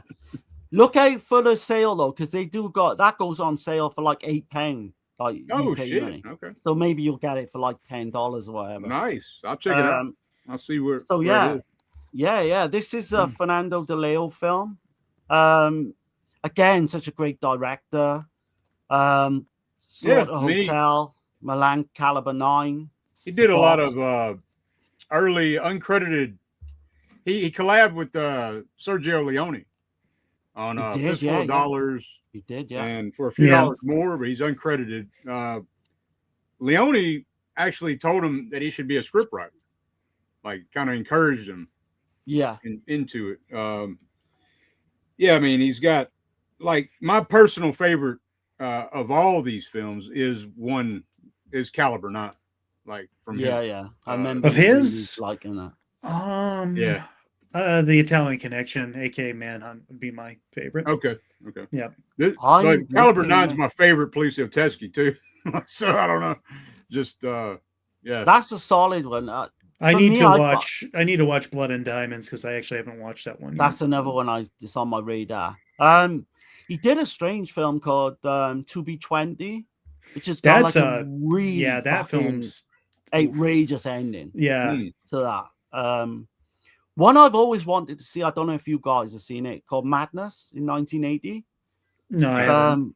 I just can't, that DVD or whatever, or is out of print. Really want to watch that one. I think I'm with Ian. Like Italian Connection is probably my favorite, but this is not far behind. This is on a par with Caliber 9 for me, I'd say. Yeah. But Dirk's probably right with Caliber 9 because that's everyone puts that like on their number 1 or number 2. I love it, man. It's like, just the score. Most people have it up there, yeah. Yeah. The Mario Adorf kills it, man. You got Barbara Boucher, beautiful as ever. Like, but I'm not gonna go on a tangent about Caliber 9. But no, check out the stream we did. We did cover that. You know. Yeah. So this was written by Fernando De Leo as well. He did the screenplay. Sergio Donetti did the story. Again, kind of an interesting kind of filmography for a few dollars more, 65. Deadly Sweet, which is one I really like. Come on, Donati. Yeah. He you can't leave out Mr. Hercules against Karate, 1973. Okay. Yeah. I did read that one. Funny enough. No, he did Too Beautiful to Die as well. Tough to Kill by D'Amato, right? Yeah. So. There's a couple of good ones, right? Like that don't get mentioned. So we did one called Il Mostro in 1977, which I really like a lot. Yeah. Slap the Monster on Page 1, which is a really good one. It's just had the recent like Radiance release as well. That's kind of like a giallo, but it's got kind of giallo and crime kind of elements to it. I really like that one a lot. I saw that Man on Fire too from 1987, but then it's also the one from 2004 took from a novel of his. The one with Denzel Washington. I haven't seen I haven't seen the one from that's the Scott Glenn was in that one, but I've seen the Tony Scott Denzel Washington one plenty of times. It's a good movie. That's a great one. 87 I'd be interested in checking out. He also wrote something like I guess Raw Deal from 86. He did, yeah. The Schwarzenegger film? Yeah. I can imagine that's probably not all that faithful to the book, but right. It's just a guess. Based on, I guess, but yeah, man, he's over 70 films though. So it's good. He's done one in 2000 I've recently bought but I've not seen yet, and it's called Almost Blue. And it's kind of that's another it's one of those Neo Giallo movies. It is, I'm familiar with that Giallo, yeah. Once Upon a Time in the West, 1968. Oh yeah. Which I still need to get around to that. I got it over here. I got the 4K. That is the greatest story of vengeance ever told on film, if you ask me. Oh, okay. Yeah, I've been wanting to check it out, man, for a while now. So I got the 4K. And we were talking like earlier about shitty kind of giallo films and shitty films in general. Yeah. He did do one called The Weekend Murders, which I don't like. I know a lot of people do. That's the one that I was thinking of earlier. The comedy one, yeah. It is. That's a bad one. It is fucking. I think I like The Killer is 113 more than I like that movie. Oh shit! Well, I've seen somebody that champions the hell out of Weekend Murders, you know. So I don't know. Well, there might be some people who like that comedic aspect to it, but I just didn't. I did not. It just did not appeal to me. Right. It's a British film, and it's like. Is it kind of like Pupi Avati's All Deceased Except the Dead? No, it's not that much of a parody, but it is. Okay. It's just got these weird comedy moments, and it's got this fucking well-known like soap opera guy in England. He plays a fucking little kid, and he's about 30, and it's weird. It's not as bad as like Burial Ground, but not Peter Barg, huh? No, it's not quite that bad. But he's clearly playing like a 15-year-old. I love Burial Ground though. Burial Ground is the fucking tops for me. Yeah, it really is. Cinematographers Franco Villa, kind of a well-known guy as well. He did The Italian Connection, of course. Who Killed the Prosecutor and Why? That's like a really underrated giallo from 72. But he also did The Boss, again, talking of shitty films, Giallo in Venice, 79. Patrick Still Lives, he did in 1980. I know me and Dirk are planning on doing that at some point. Yeah, we do both the Patrick films. Maybe the remake as well we were talking about with Stone. Right. But Slaughter Hotel was another one of his as well. Music is by, weirdly enough, like Louis Bacalov, who's like an Oscar winner. Again, like he did The Last Round, Madness, Kidnap Syndicate, Loaded Guns, The Boss. So we did a lot of Fernando Caliber 9. He worked with us on Caliber 9. Yeah. Designated Victims, another great one he did. Summertime Killer is one I'm interested in, though, from '72. I've never seen it. Yeah, that's what Yeah, is that always Chris comes up. Mitchum and Olivia Hussey film. Oh shit! I gotta see it now with Chris Mitchum. Holy shit! Phenomenal. Apparently, I heard from someone actually that I know that him and Olivia Hussey did not get along. They ended up doing another film together at one point, and Chris, just to be kind of a jerk, made up rumors that she was a lesbian, and apparently it turned out to be true. She was like sleeping with her manager. Shit. Oh damn! It was like, yeah. Oh man, no, I've seen the one we covered from him called Rico the Mean Machine. That put me off. It's great, Darren. He plays this fucking karate chopping action type. He's almost as good as his father, man. No, he's not. But I do like Rico the Mean Machine, and I like him in some of the John Wayne films he appeared in as well, in like the late '60s, early '70s. But yeah, he's not as good of an actor as his dad. Hell no, man. He cannot act. I liked him in Faceless as well. He was in Faceless. Yeah. But yeah, the casting is obviously you've got Luke Miranda back again. He plays Police Commissioner Domicio Malacane. Richard Conte's back again as Nazari. So is this actually based on a true story? Because it says it is at the beginning of the film. It says it is, yeah. I was trying to find out something, but I didn't have as much time as I wish I would have had. But I might have something about that in my notes when we come on to that. Okay. But yeah, the cast-wise, so you get Della Brocado plays Sandra. The credits I got down for her are Solid Action, Martino, High Crime, Tentacles, believe it or not. Tentacles is great, actually, man. Great Jaws ripoff. I've heard, mixed things on that one. No, but she was in Detective Belly as well, which is Ring of Death from '69. That's one I really want to see a lot. I've been reading up on as well. But yeah, it's got an amazing cast as well, really, if you think about it. Some are like lesser known kind of actors, but you've got Raymond Pellegrin who plays Pascal. Fear in the City, Shadows Unseen, that's another good one, man. That's another underrated one, 72. Beatrice Sensi, I know Dirk's a massive fan of that. Full tune. Yeah, I want to check out the Freda version of that too, like because his there is two versions in there. Yeah. Bataro Caprioli plays a spot. Is it Espito? Can't pronounce that. Esposito. Esposito. That's it. Yeah. And he was in The Boss, Shuby 20, Kidnap Syndicate. So you can see there's all these actors. They're all working together with on Martino. Yeah. Oh yeah. The only other one I will say, without going through the whole cast, is Monica Monet plays Barbara, and she was in Spasmo, Umberto Lenzi's Spasmo from '74. But there's a whole list. Like the cast is like Rosario Boreali. You've got another like big one really in all these crime films. Salvo Randoni from My Dear Killer. Yeah, definitely. Yeah. So an amazing cast. But going into this film, I just want to say, like the opening. So you've got this criminal gang, and they fall out with like their rivals over the smuggling of like cigarettes. There's like a big operation. There's like this big shootout at the start, and the one gang gets kind of fucking the upper hand, and they shooting all these criminals. They're shooting them in the damn legs, though, right? Like yeah. I guess that's kind of a code of conduct. I guess it's just kind of like this is a warning kind of shit. Yeah. That's what I got from it anyway. Oh yeah, and one of these guys gets killed. So in disposing of one of the bodies, the gang, they kind of leave their Porsche, don't they, in front of this fucking Espirito's house. They block kind of his way in and out of his house, and this guy's weird because he's obsessed with his cats, and he's like, there's a fucking what's that other film? Is it Mr. Scarface season?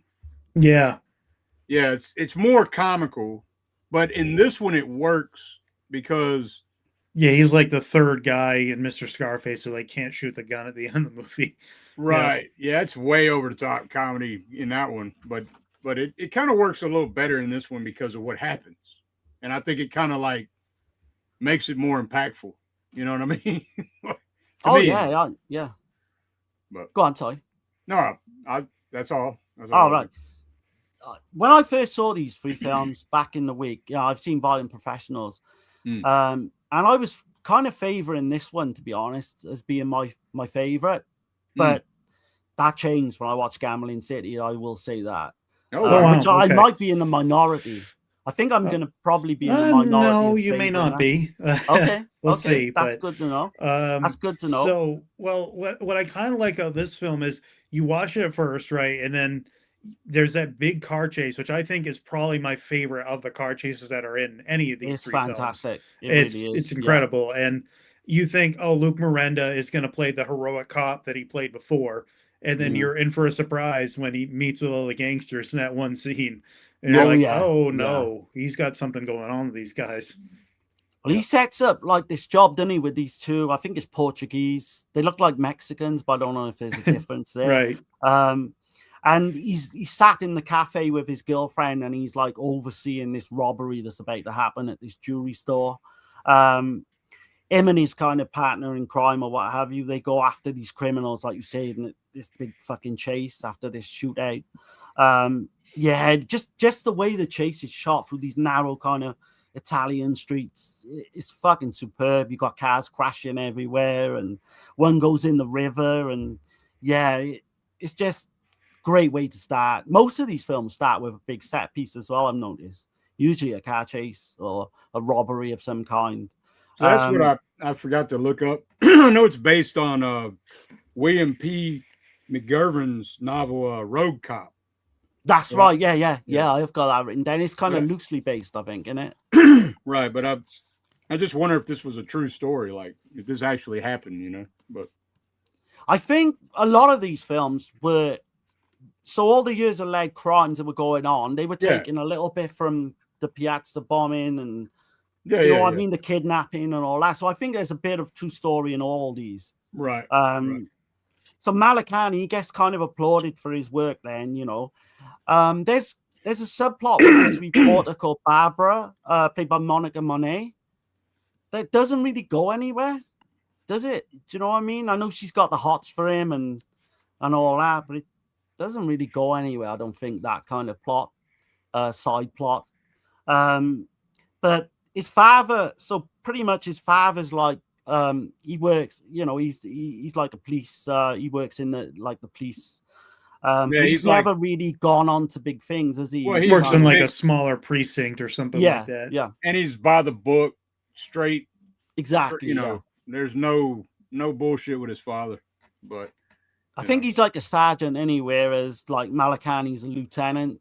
Well, I mean, he's basically becoming the hero on like making deals with these gangsters, right? Right. Like, they're kind of giving them the heads up on their enemies, is what I get from it, right? Like, it's also like a small versus big thing. He's putting down like street level criminals, where these people that he's meeting with are the bosses. They're the more higher ups, so they're like, we'll give you some of these smaller criminals so you can haul someone in, make yourself look good, right? But you ultimately answer to us. Yeah. Right. Yeah. And his father's like really proud of him at one point, and he gets kind of called out to take, I don't know if it's like a big award or like praise from the police force and all that. But yeah, you've got the love interest as well, Sandra. That's his girlfriend I mentioned earlier in the cafe. Is she like a model or something? Like, that's what very stunning actress. The vibe I got from it was kind of like she's some kind of model or some shit. But oh yeah, and he's using all the money he's getting from these, going undercover with these criminals or what have you, and he sets her up in kind of this art gallery. She literally doesn't have to do a lot. He's kind of money wise. Like people would look in and think, "What the fuck, man? How have you got all this money?" And he's just a lieutenant, but he's like milking the system. He's getting paid off by all these criminals on the side and all that. Yeah, he brags at one point how much he's got saved. He does, yeah. And I mean, you got the whole scene with his father to come as well, which is kind of fucking batshit crazy. But that Esposito guy, so he files this complaint pretty much to like Malakani's father about, you know, the cars being blocking his view or blocking his kind of access to the house. And he doesn't know what he's doing. He's trying to get trying to sue these people or maybe get some money out of it down the line. But he doesn't realize what he's getting himself into. But he's a constant complainer. He complains about all kinds of shit. He's a lonely old man with a cat, right? And he's got some weird bandage shit over his head. I guess he's got a case that he's trying to sue somebody. Yeah, he's got like 6 at the same time or something, and he loses most of them or what have you. Right. These criminals as well, this criminal gang, you've got like one of them is like a transvestite, played by Gian Maria, or I think is that the character name? Might be the character name. But you've got Nazari, Richard Conte, and Pascal, played by Raymond Pellegrin, and they're like pretty much the hierarchy of this gang. But yeah, like you say, he's being paid monthly by this gang as well, and they tell him like pretty much to try and get the file that this Esposito guy's filed, so they can literally just they've got no kind of links to this murder then at all. There's nothing linked to nothing. So yeah, exactly. You got the scene now with the 2 children, and they find this like human hand in this concrete drum, right? Which ends up being, you know, this murdered victim or what have you. His partner's played by Rosario Borelli. He plays Garrido, his partner.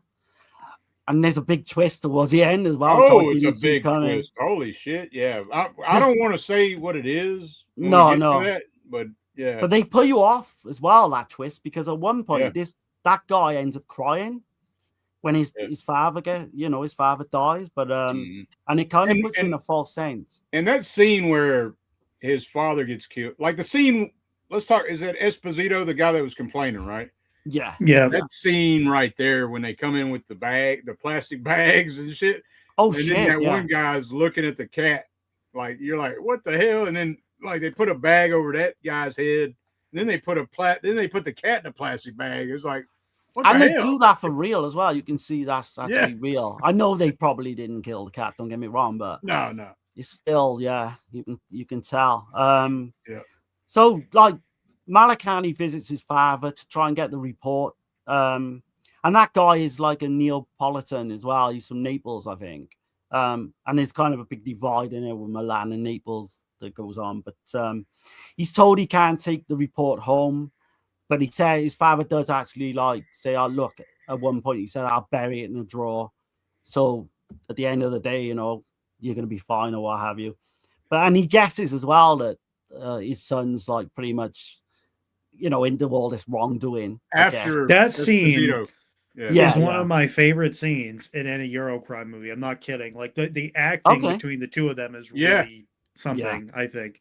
Like they both play that really, really well. Like you can feel Salvo Randoni's heartbreak in that scene a lot. And you can kind of feel how Merenda is disappointed, but at the same time he's trying to deflect and he's just acting angry because he knows he's been had and that he's disappointed his father. Yeah, because you got the like early on, you kind of get like they got like a pretty good bond, you know. Oh yeah, he's so proud of his son, and exactly all that's gone, and just like that, you know, like so. Yeah. But yeah, it all changes, like Dirk said, with that, you know, the kill of this Esposito and his cat. The whole like film, you know, it just fucking becomes crazy after that, doesn't it? With when the father gets killed, I guess. Yeah, I mean, mention that. Did y'all notice? I mean, to me, that it's a man dressed up like a woman, but it looks like. Don't it look like Michael Caine in Dressed to Kill? I was going to say, Now you say it, you gotta see that. You can clearly see, because we've seen all these films, and you know it's a man. But they did it first, man, before Dressed to Kill. Fair play. Yeah. I mean, I got the same damn vibe. I was like, whoa, shit. And you don't want to see that character die as well, because he does come across as like you say, he's like this genuine, genuine. You know, you know, he's playing it by the law. You know, exactly, yeah. And he gets, doesn't he? Like he gets completely disillusioned by his son, and he disowns him and doesn't want anything to do with him. I think he backhands him or slaps him at one point. Yeah, as well. He does. Yeah, after he brings him the file, though. He gives him the file, and he's like, "I never want to see you again." It is a sad scene, I think. Not as sad as fucking the end of Gambling City, man, but we'll come on to that.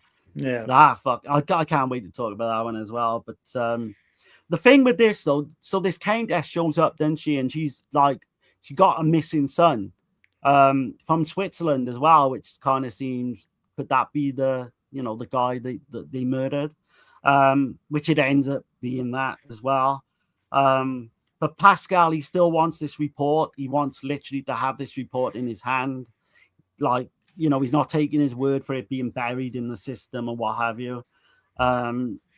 But yeah, I mean, that, like Dirk said, the blonde woman drowning his father in the park, man, that is just so fucking brutal.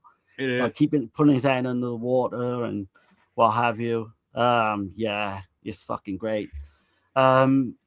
He's literally phoned in by his partner as well. Garito like phones him up and says, "I think you better come, you know, something, you know, your father's not right, you know, he's died." And that is a great scene. And then he goes to see Gian Maria then, doesn't he? The transvestite, and they have this fight. He pulls his knife on him, and that's a hard little fight there. It is fucking crazy, isn't it? The way he fucking breaks his neck at the end when he's on the floor, and he kind of puts his fucking head between his ankles and twists. Yeah, that reminds me of I like the part, and he like you can feel his rage when he's just like bashing his head against the wall over. That's brutal. That is. It reminds me of when he breaks the neck like that though with his feet or whatever. It reminds me of something like out of Bruce Lee, like out of a Bruce Lee flick. Yeah. And I'm wondering if he's dead anyway through his like being banged against the wall, but you know, he just finishes him off, doesn't he? It goes to places as well. So his girlfriend Sandra, she ends up getting beaten and strangled too with like a telephone cord of all things. I thought something worse was coming. I mean, something bad was coming before the murder. I don't know if that happened, and maybe we didn't see it on camera. But yeah, I know what you mean. Yeah. I was expecting that as well. DeLeo does not seem to be one to shoot those kind of scenes in his films. Actually, yeah. Did he do something similar in Naked Violence? So I can't remember if he actually showed it. Yeah, I don't remember if you show it. I don't remember if he shows it as explicitly. I think he shows like a little bit of the flashbacks to it. I don't know. I don't think it's in any detail or anything. Yeah, like he doesn't. He was not one to show these kind of scenes that Castellari and Lenzi were usually a little more okay with showing, I think, in their films. But, right. There's a weird scene in the cafe as well with the pimp and the prostitutes. Oh yeah, and I was laughing, man. He's like, "What's he like?" Backhands the one. He's like, "Get back in your cage." Yeah, to the fucking pimp. It is so funny, man. You got like the fucking bomb that goes off as well as when the door or the buzzer. Yeah, outside the house or the apartment or whatever. And I thought that was so dirty, man, because he tells that guy to go ring the buzzer. He does, yeah. And I'm thinking, I was thinking that, like, that's not a fucking good thing to do, you know. Well, you know, he's not a good person. I guess there's that as well. But I remember thinking that as well. But he's suspended, and he's just told to take a vacation. You're suspended again. That's kind of a similar thing in these films. You got a weird thing with the two Portuguese type fellas, and they're feeding the birds, and they're in this big square, and like a deal's going down and what have you. And he ends up following the killer, didn't he? And you got like this other car chase where the villains again, they go over this cliff, the car catches fire and all that. The theme in that scene as well is like amazing. It really is. It's just, they're all great car scenes in these films, but I mean, I noticed there's a lot of scenes like that with in a square or park scene with the birds. I mean, it's yeah. It's in a lot of these films. I always like it. I always enjoy it. It's. I mean, Argento. Somebody's getting assassinated in those scenes, so like, you know what I mean? Like, yeah. Well, you've got the John Saxon scene as well, haven't you? In the middle of Rome, in Tenebrae, I believe. But yeah, I mean, yeah. So this ain't like, again, I don't know how far you want to go, but his father obviously dies. You see the funeral, and yeah, his best kind of buddy who's working with him, Garrido, he's like crying at the funeral. But he's there, and he's got all these guys coming up to him and saying, "I'm sorry about what happened to your father," and he's just almost like emotionless. Do you know what I mean? It's kind of more like really cold and kind of chilling. Yeah, the way he is, which we know what he's like anyway up until this point. But I think that affected him for sure. The death of his father for sure. Oh yeah. What? How do you feel about the big twist in this? I love how he gets I the did revenge. not see it coming. I love how he gets his revenge, but I didn't see that other shit coming. No. It's like what? It comes out of nowhere, man. Yeah.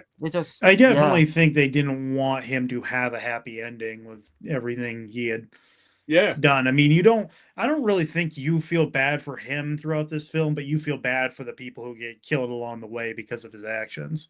Absolutely. Oh, 100%. And I love when he does, like, he gets his revenge though, and it's just like so. Yeah.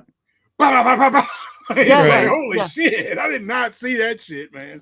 And do you think this Garrido guy is gonna literally take his place and become, because he's corrupt anyways, we know. Right. I think that's the idea. Yeah, that's the idea I was thinking, because I was reading the book the book that you guys got as well.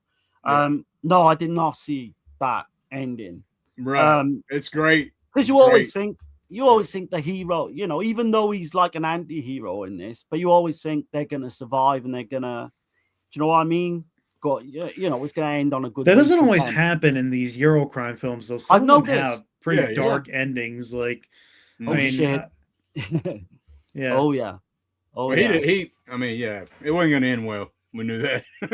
So. No, I mean, think about even the ones where you think the ending could be good. Like, if you watch a movie like The Big Racket, like that doesn't end well. All the guys that are in his group all get killed, and then he ends up, bashing his gun and whatever. Like, it's not a particularly happy ending in that film either.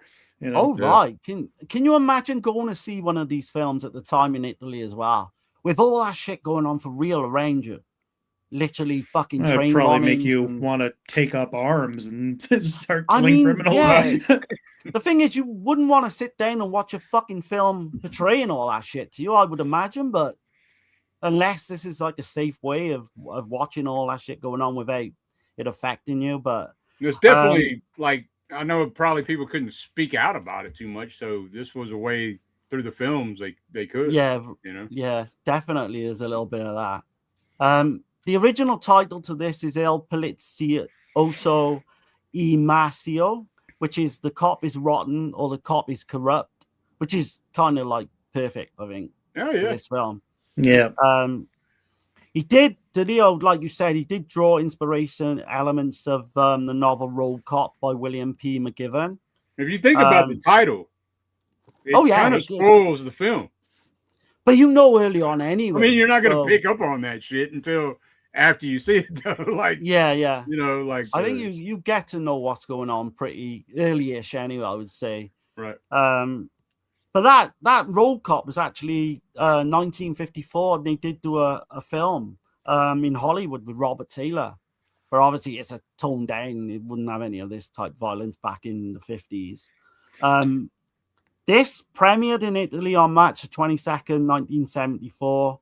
It marked the first collaboration between DeLeo and Luke Merenda, who would reunite then for Kidnap Syndicate in 75 and Nick the Sting in 76, which I've never seen. That's basically a takeoff on the Sting. It's a very similar film. It's not one of the best Eurocrime films out there. I thought it was okay, but it wasn't like, it didn't like blow me away or anything like that. Do you know if that's got like another alternative title? I'm not sure, but it might be like Nick Hazard or something like that. But okay, yeah. I think it got a release from Raro Video not too long ago here.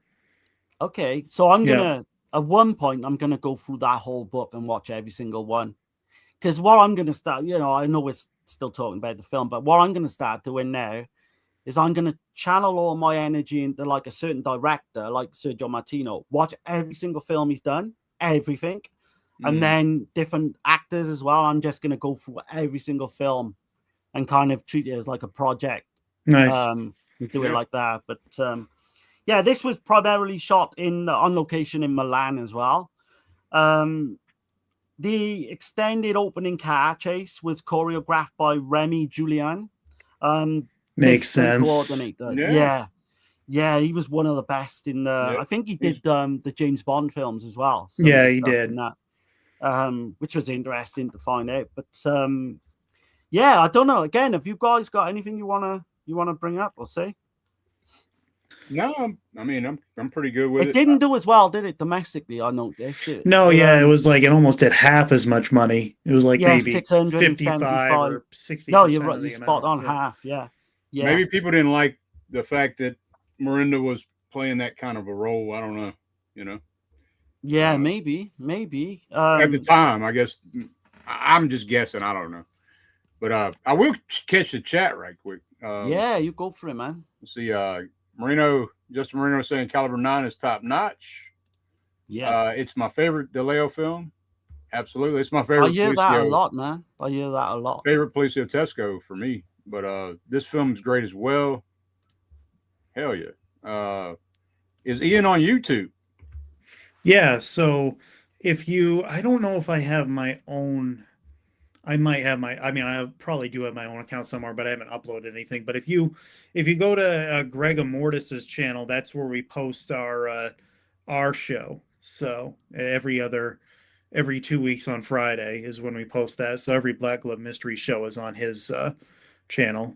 And I do have the Black Glove Mysteries Spotify in the description if y'all want to check that out. It's pretty good. Oh man, yeah, you guys are doing some great stuff, like flying the flag for these films, like 100%. And then Marino says Blood and Diamonds is good. I want to see that as well. Yeah, I have it. I have the 88 Films Blu-ray. I just haven't watched it yet. Yeah, I have the Blu-ray of this film. It's dope. Awesome.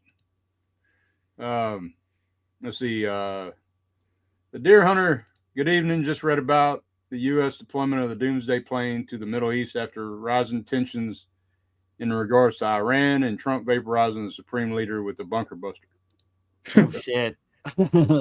Yeah, we won't get into politics. I don't think on this one. No, definitely. I don't. But ratings, like what? How are you guys thinking about this one, ratings wise? Also going to give this one an 8. Okay. Yeah, this one's probably it's right there with Violent Professionals for me, man. Yeah, 8 out of 10 for sure. I'm exactly the same. Like, we've all seen the first two anyway, exactly the same. I'm an 8 out of 10. Right. Yeah, there's not much between this and Violent Professionals for me. I wouldn't even like to like. I like that Ian picked these because I like even this third one coming up. Like I said, man, because Luke Merenda in this one is like he's a scumbag pretty much. Like versus Violent Professional, he's just, he's kind of vigilante, but he's a good, true to the core. He's more like his father in this film, like that role. He's more like that in Violent Professional. But I'm gonna put it there. This is my favorite of the three, like I mentioned earlier. I fucking love this film. Which one? This one? Gambling City, where we're gonna talk about now. Oh, yeah. Yeah, I mean. So you got Gambling City, another Sergio Martino film, written by Ernesto Gastaldi again, along with the director. And again, I've got, so you got cinematography again by Giancarlo Ferrando. I will say, Ferrando. Martino, he's got a different approach in this film, though. It's more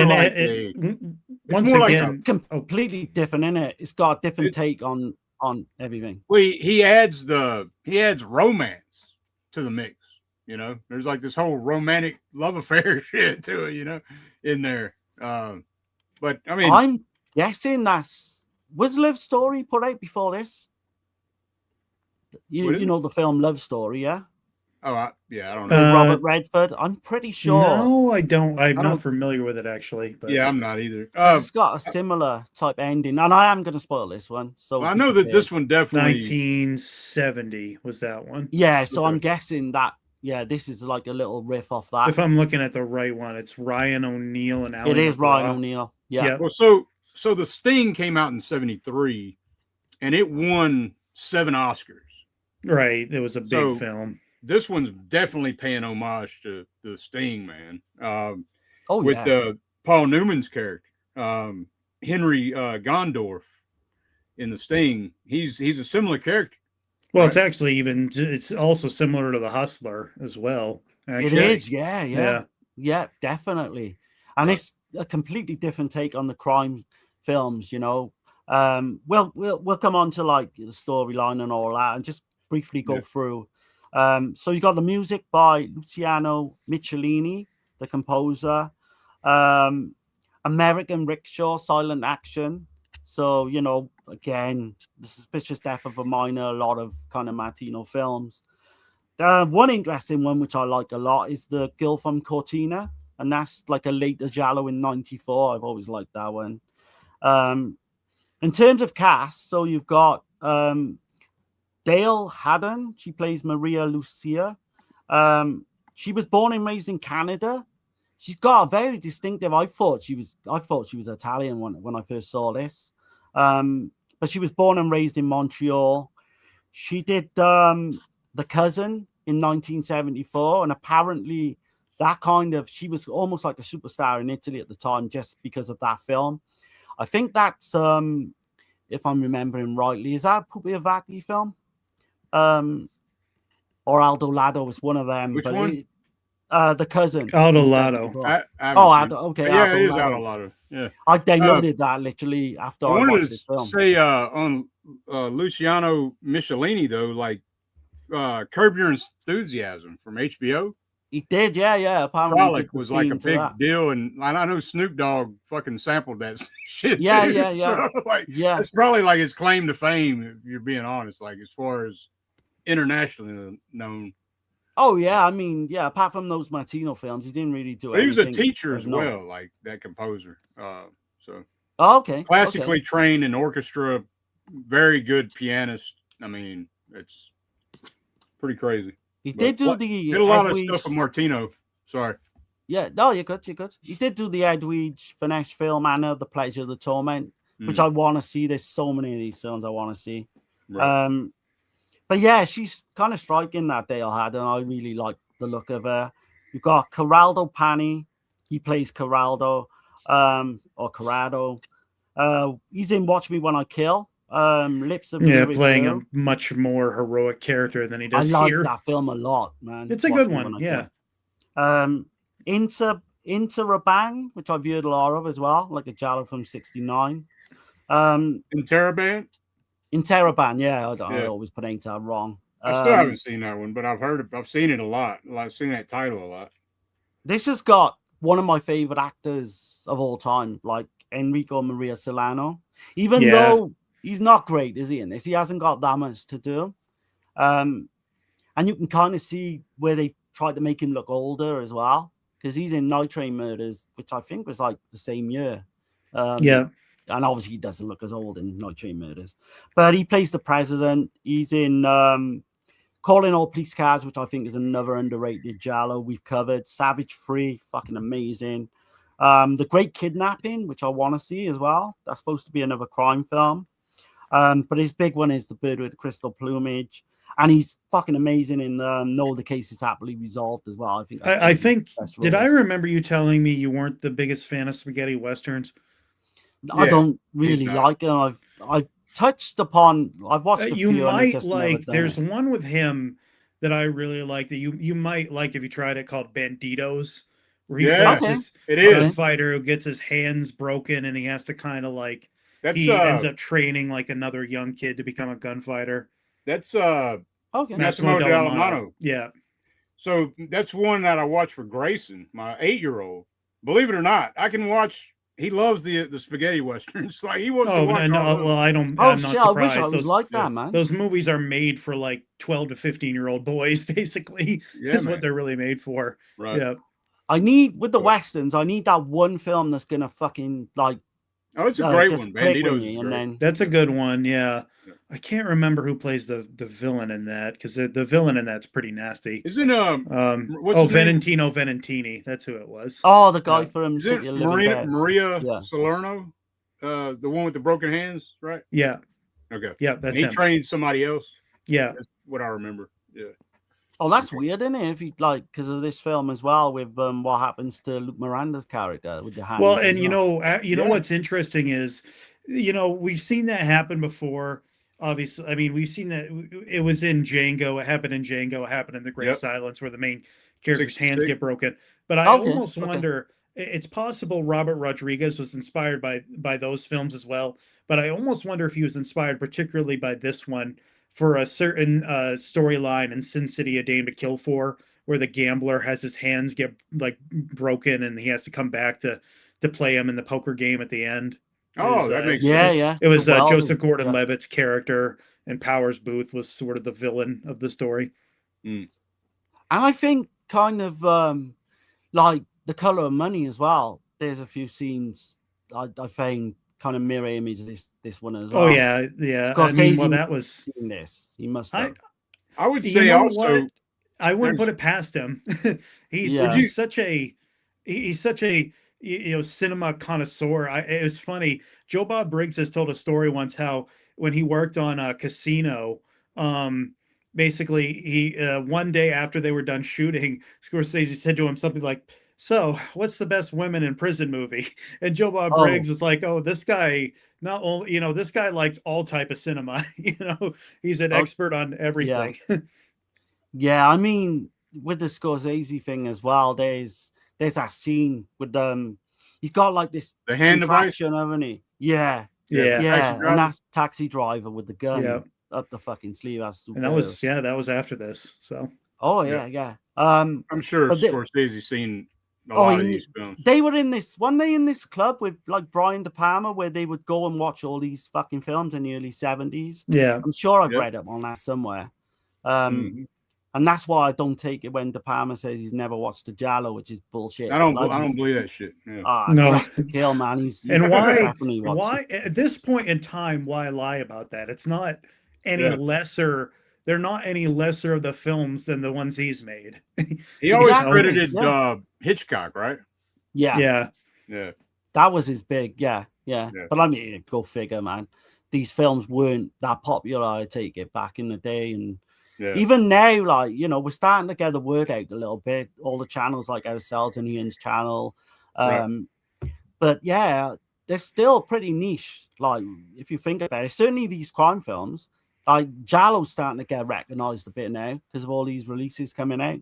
But the crime films are like a little bit behind. So hopefully we got a lot to come, like in terms of releases and all that good stuff.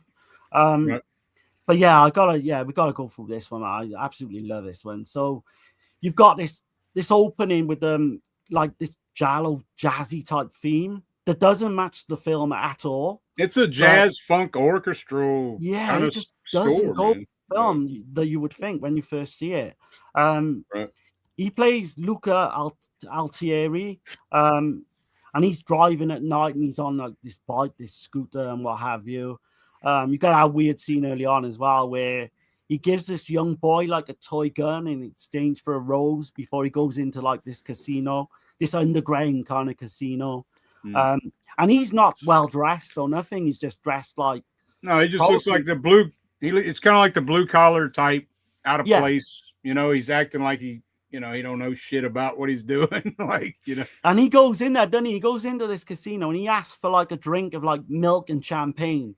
And the guy behind the bar is like, what the fuck? Literally, like, that's not a combination anyone orders. But he's taken downstairs then to where all this underground gambling's going on. And he ends up playing a complete fool. Then he gets like 4 queens in his first hand, obviously cheating. And he's just playing this complete fool. And he's like, oh man, you know, he puts the cards on the table and he's pretty much, you know, saying, look, I'll be up front with you. I just got lucky. And he's playing this really dumb role. And I just think he's fucking great in that scene. And he steals the bag, right? He takes all the damn money. He ends up winning everything, doesn't he? And yeah, I mean, that's where the president kind of opens his eyes up a little bit there, and he sees the potential in what he can do and what, you know, because. And I did see that there was another cut, or there's different cuts of the film where in some films he's called the boss, and then in other films he's called the president, and then other cuts he's called the syndicate head. So okay, I didn't even know there was different cuts, man. Yeah, so I've seen the president, like you said, but there was a U.S. cut that was trimmed down 15 minutes. From what was okay? It was 100 minutes originally.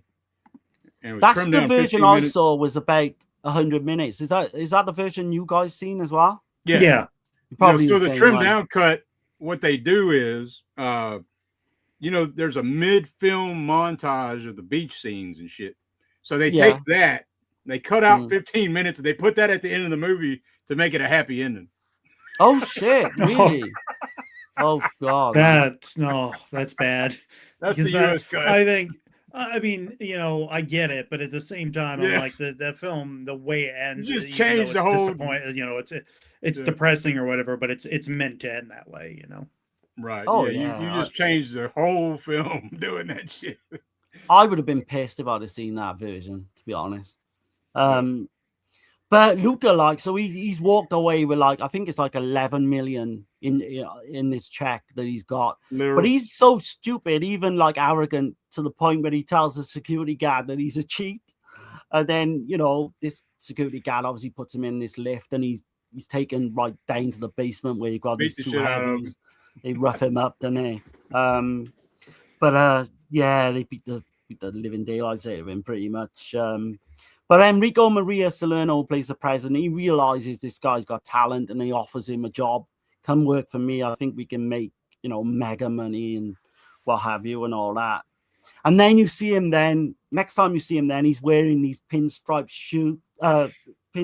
typical gangster look. Yeah, I mean, right? He's got a hooker on each arm. Yeah, that motorcycle. That's a great scene, dude. It is, man. It is. It keeps like showing her dress flap up where you can see her pantyhose. Oh yeah, I mean, because like earlier on in that card scene as well, where he wins a lot of money off the president's brother, and that kind of, they got this rivalry then throughout the whole film.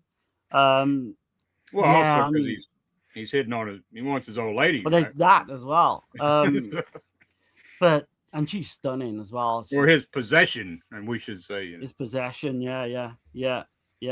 So that's the attractive woman called Maria, and she's kind of like this Coraldo's girlfriend. What I like about this one as well, you've got the waiter. He kind of like tips him off a little bit, and he's on fucking his side, like throughout the film. Yeah. Even though there's a scene where he's told to lie to him towards the end. I get the vibe because the waiter's blue collar like him, right? Down to earth and what have you, not one of these high society types. But yeah, you know, so Maria, she has an argument with Coraldo, and she storms off, and Lucas pretty much ends up. So he offers her a lift, I think, at one point. He ends up kicking her driver because her driver's like pretty much, she storms off, doesn't she, from the driver, and like he comes along and just kicks the driver and what have you. But at first he says to her, you know, do you want to come with me? And she's like, no, just, you know, she ends up walking off. But there's a great scene with her on the bike when it's like pouring down with rain, and they're kind of like, there's a couple of montages where they're kind of having sex and having fun and all that stuff, like, you know. I love all that, man. It's just so, because it doesn't go with the film. It doesn't really go with the crime. That's what I meant, but like he added the romance angle kind of to this. Yeah, this is more like a noir drama too, I would say. It is, yeah. It is all different. This is completely, It's all these different things, and they chuck it all together and come out with it. She ends up you see her topless as well, and she's just kind of warns him of the trouble that Geraldo can cause, and she turns around and she says to him, I can't see you again, and all that. But I think he's a great character, that Geraldo guy, because he seems like his character is so bad, so nasty, and like the actor does a great job. I love the scene when they have him after his hands broke, and like where they're breaking his hands with the mannequin. When they're first splashing the water on him, and you start seeing all these close-ups of the mannequin eyeballs and like looks like a doll's face. It's just creepy, just like right out there. It is, yeah. Like something like out of a Mario Bava film or some shit, you know. Man. But no, I did. You're talking about like the love scenes and all that. You can't get further away from it in the one scene where Geraldo and his henchmen are waiting for Maria. And then he's told to like rip her clothes off. He's telling him to go on, ball her. Like he's literally telling him to have sex, like to rape her, pretty much. Yeah. And it doesn't quite go as far as that, you know, because he tells him to stop right at the end. But yeah, like you say, it's his possession. She's his possession more than anything else. But Geraldo then he gets in on a poker game involving Luca. But he's pissed at this point as well because Luca's kind of, you know, took his girlfriend home and what have you. And I think he obviously wins. And then this Geraldo guy just chucks the money at him and goes, what's he say? Here, go buy yourself another slut. Yeah. And then that's where you get they attack Luca then and they beat the hell out of him, don't they? Well, I like the fight scene though before that where the big fucking brawl, the big brawl where he beats two guys up and then he does like a flip over the other two guys. Right. Man, they got a chain and shit.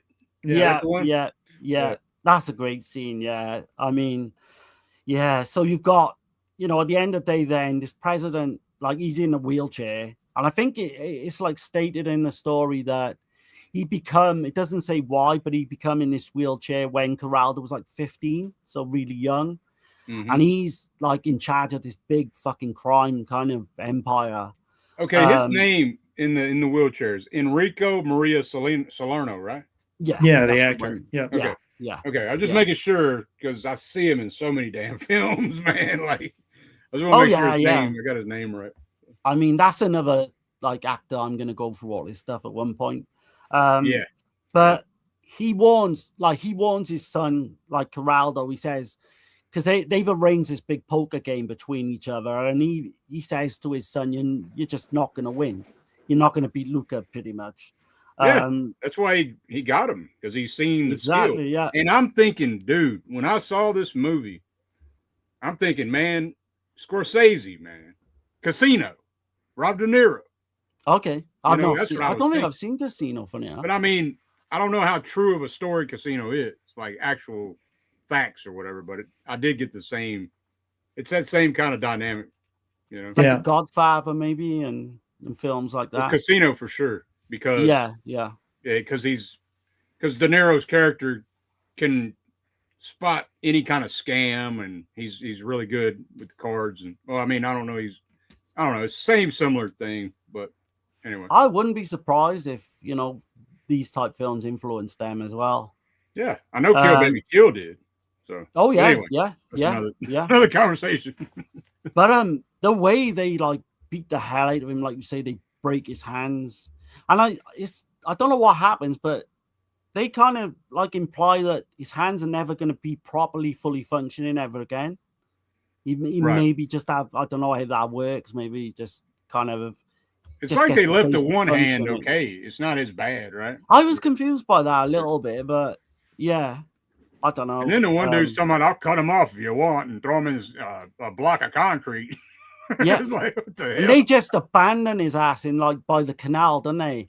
And later on that night, they're just not expecting him to turn up for this poker game, but then he just fucking turns up at the last minute, and he's like, "No, we got a game on." And yeah, such a great fucking premise, I think, for a film. This really is.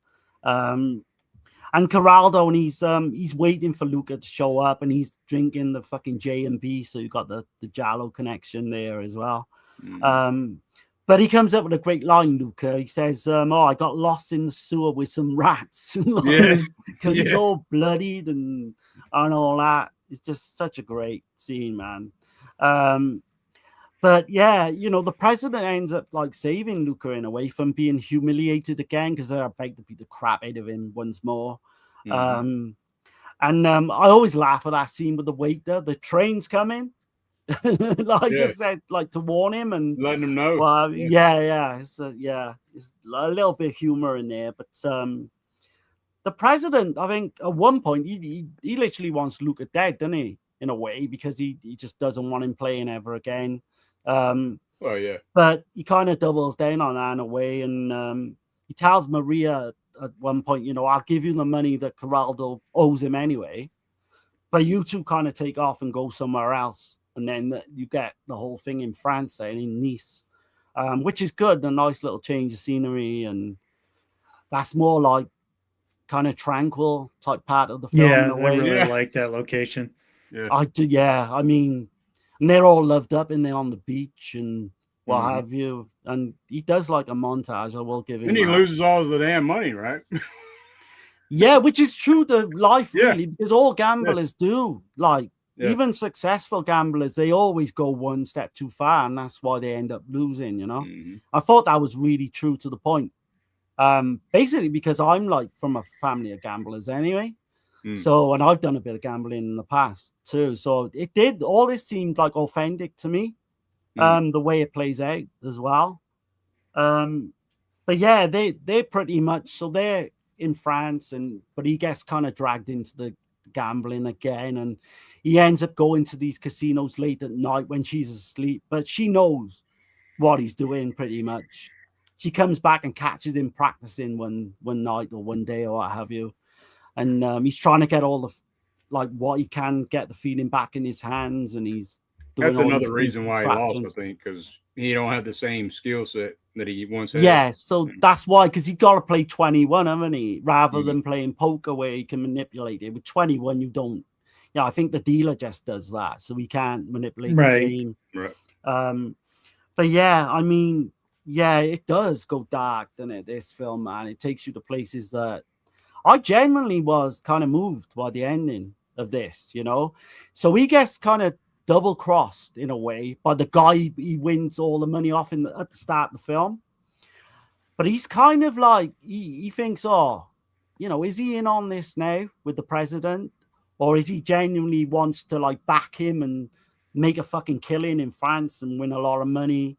And then he can finally retire, and then he can take care, because his girlfriend at this point is pregnant, and he can take care of her and his, like, say his son, but it's not even been born. But I don't know if that works. I like how he don't tell her though, like, right? You know what I mean? Yeah. And the way it plays out, it's he kind of leaves her with a happy thought, Yeah, I like how that's done. And she backs him 100%, even when he loses all the money. She's like, "Well, that doesn't bother me. I just want to be happy with you and the baby and all that." And it does, man. It does choke you up a little bit towards the end. I'm not going to lie. But needless to say, I love the part where he fucking does the double cross back. So he's playing cards for this guy. Yeah. And he fucking loses everything. He tells him straight. He's like, "Look, I've just lost you and fucking the president fucking a whole bunch of money." Now, well, the president's son. Yeah, president's son, a bunch of money. And he's like, I love that scene, man. I didn't see that coming either, but even more so towards the end. But yeah, the two of them, they just kind of, I don't know, they're in love, they kind of go on the run a little bit. Then they end up on his motorbike. They know they've literally got these fucking people in like pursuing them, in literally on this bike, and the car going after them and all that. Another great chase scene, I would say. Do you know what I mean? Just Martino does a lot with bikes as well, doesn't he? A lot of bikes. Yeah. I've noticed too, and I think he was into like racing bikes and shit at some point. But But he doesn't, like, Luca doesn't seem happy when she tells him, like, she's pregnant either. And I guess that's kind of, he knows the life of being a gambler, that it's always going to be up and down. Do you know what I mean? It's not really a good environment to bring a baby into. But yeah, that chase scene, man, that chase scene is kind of, I said I'm going to spoil this one, but she ends up getting shot, in the pursuing chase, and they end up dying in the car, like behind them. They said the bullet's in her liver and they can't remove it. Yeah, and then we got that scene in the hospital, man. I think Sergio Martino's one of the doctors. Yeah.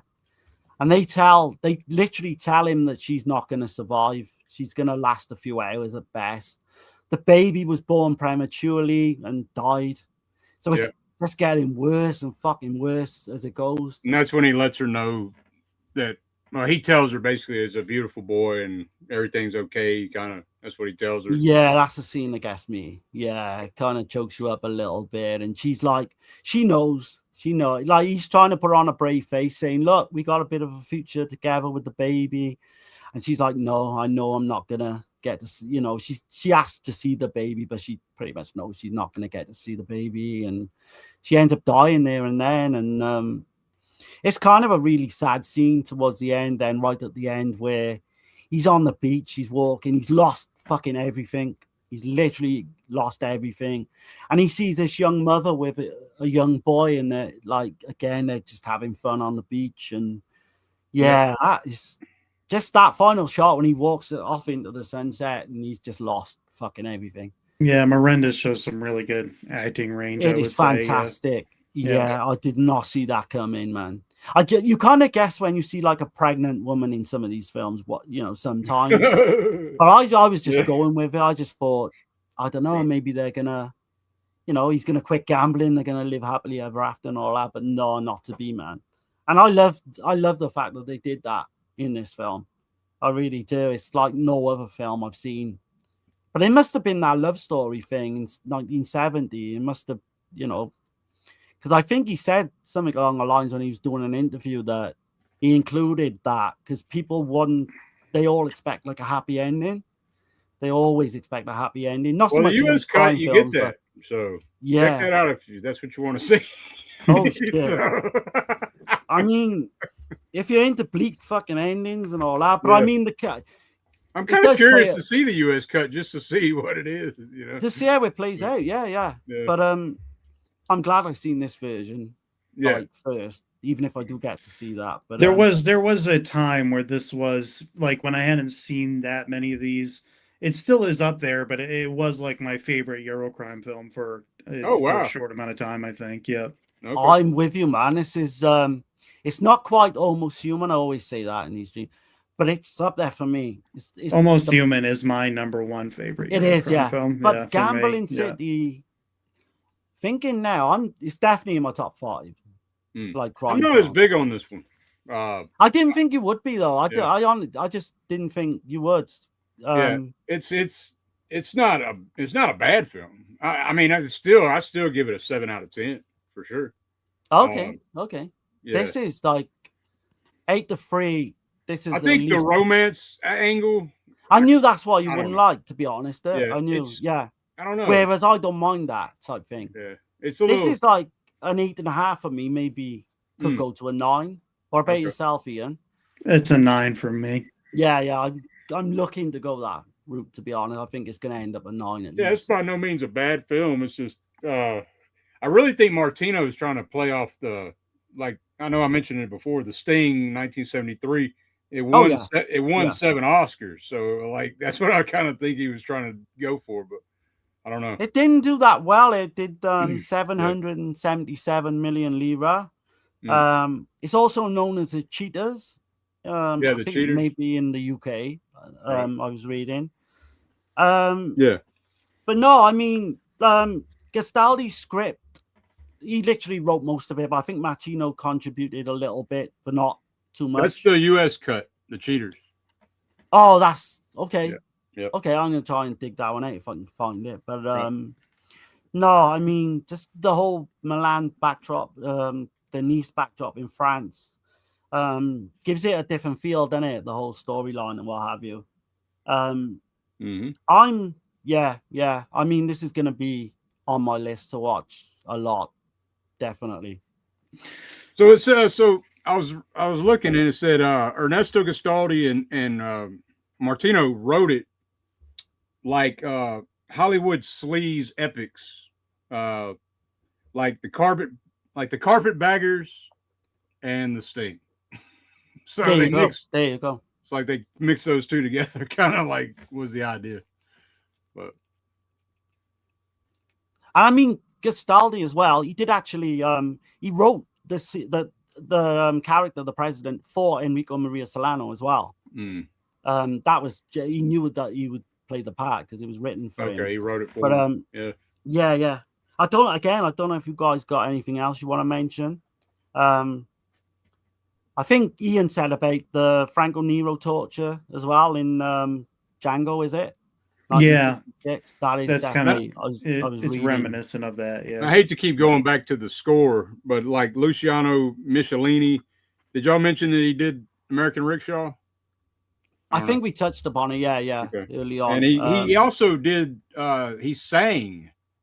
He did some singing tracks for a lot of spaghetti westerns. So I know it's kind of like. Oh, did he? Yeah. So okay. Yeah. But he did an experimental album with his son this year. It's called Lucifer. Oh, interesting. Yeah, so I dig the score in this one. I do. Yeah, I do. This is almost like a perfect film for me. This premiered in Italy on January the 23rd, 1975. I think the main theme is actually called Sita Viva, which I like. I like that piece of music a lot as well.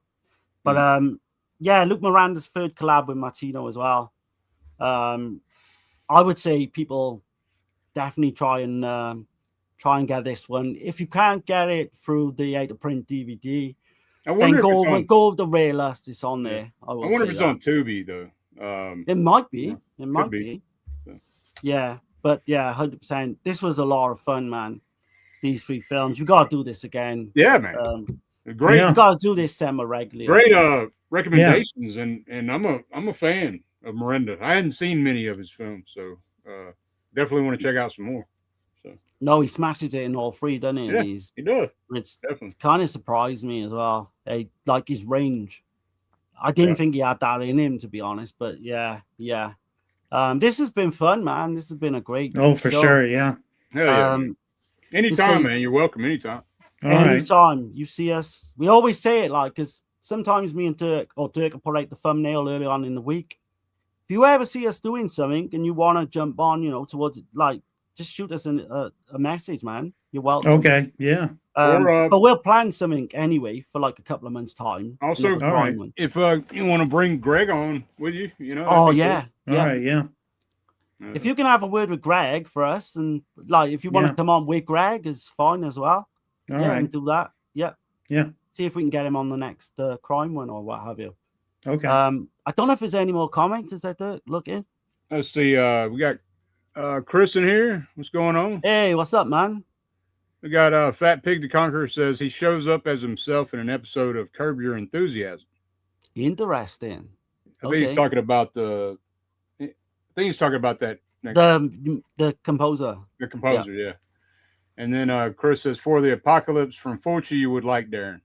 Yeah, we covered seen that. it. I did. Yeah, I did like it. I wasn't mad. I think I'm a big fan of 10. That's a good. Yeah, I mean that one. I love Tomas Milian basically playing like Charles Manson. Yeah. In a spaghetti western.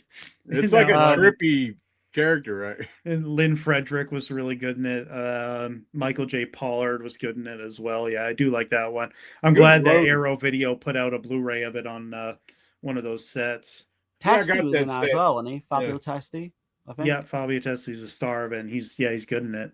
Yeah. That was like a 7 for me, but I think that's going to go up next time. It's a 10 out of 10 for me. That one is for sure. It's a good road Western film. And the 4 characters are completely different. So that's what makes it great. But we're going to do, at one point, I know we got planned, is an Italian Giallo Western hybrid stream, haven't we? I think there's a few titles. There's one called The Price of Death.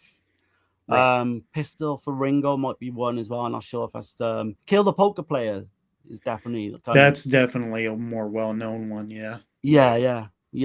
I mean, you'd be welcome on for that one, Ian. Gothic Western too. We was talking about doing and God Said to Cain, which God Said to Cain is an awesome film. Yeah, amazing.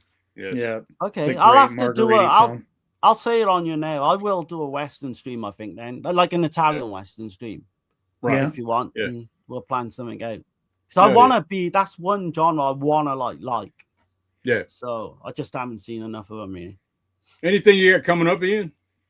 Other than just Black Love Mysteries, we should have an episode coming out this upcoming Friday. Like I said, on was it 9 Guests for a Crime and Blind Man. So nice. I'm not entirely sure what we're doing after that yet. Normally we decide kind of the day of the episode. So we'll see. Okay, go check it out. Go and check them out, man. You're unbelievable. I mean, I always got that like your kind of Black Love Mysteries episodes going on my headphones. I always listen to it before I go to bed, funny enough. But yeah. But yeah, man, it's been great, man. Everybody have a good week. I appreciate everybody in the chat. I've been smashing it up and chopping it up, and we're gonna get out of here, man. Y'all have a good week. We got Region 3, I want to mention quick. Oh, yeah. On Friday. So we're gonna be doing Basket Case.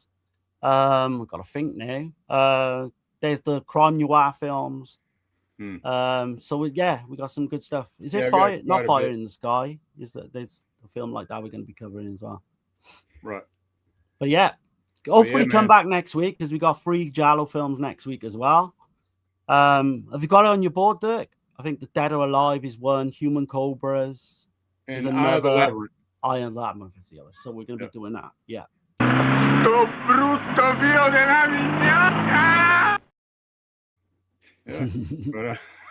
But no, everyone have a good week, like Dirk said, and just come back next week and we'll do it all over again, man. Yeah, man. You'll have a good one, man. We gotta go. You're a fucking ugly bitch. I want to stab you to. I'll tell you something. You're sick. Yeah, it was a wrong clip. I'm sorry, yo. That's kind of wrong, wasn't it? I was looking for something the else. intro then. I was expecting the intro. I have to return some videotapes. Yeah, gotta get out of here, yo. Later, y'all. Ciao, guys. I might say so. That is very offensive.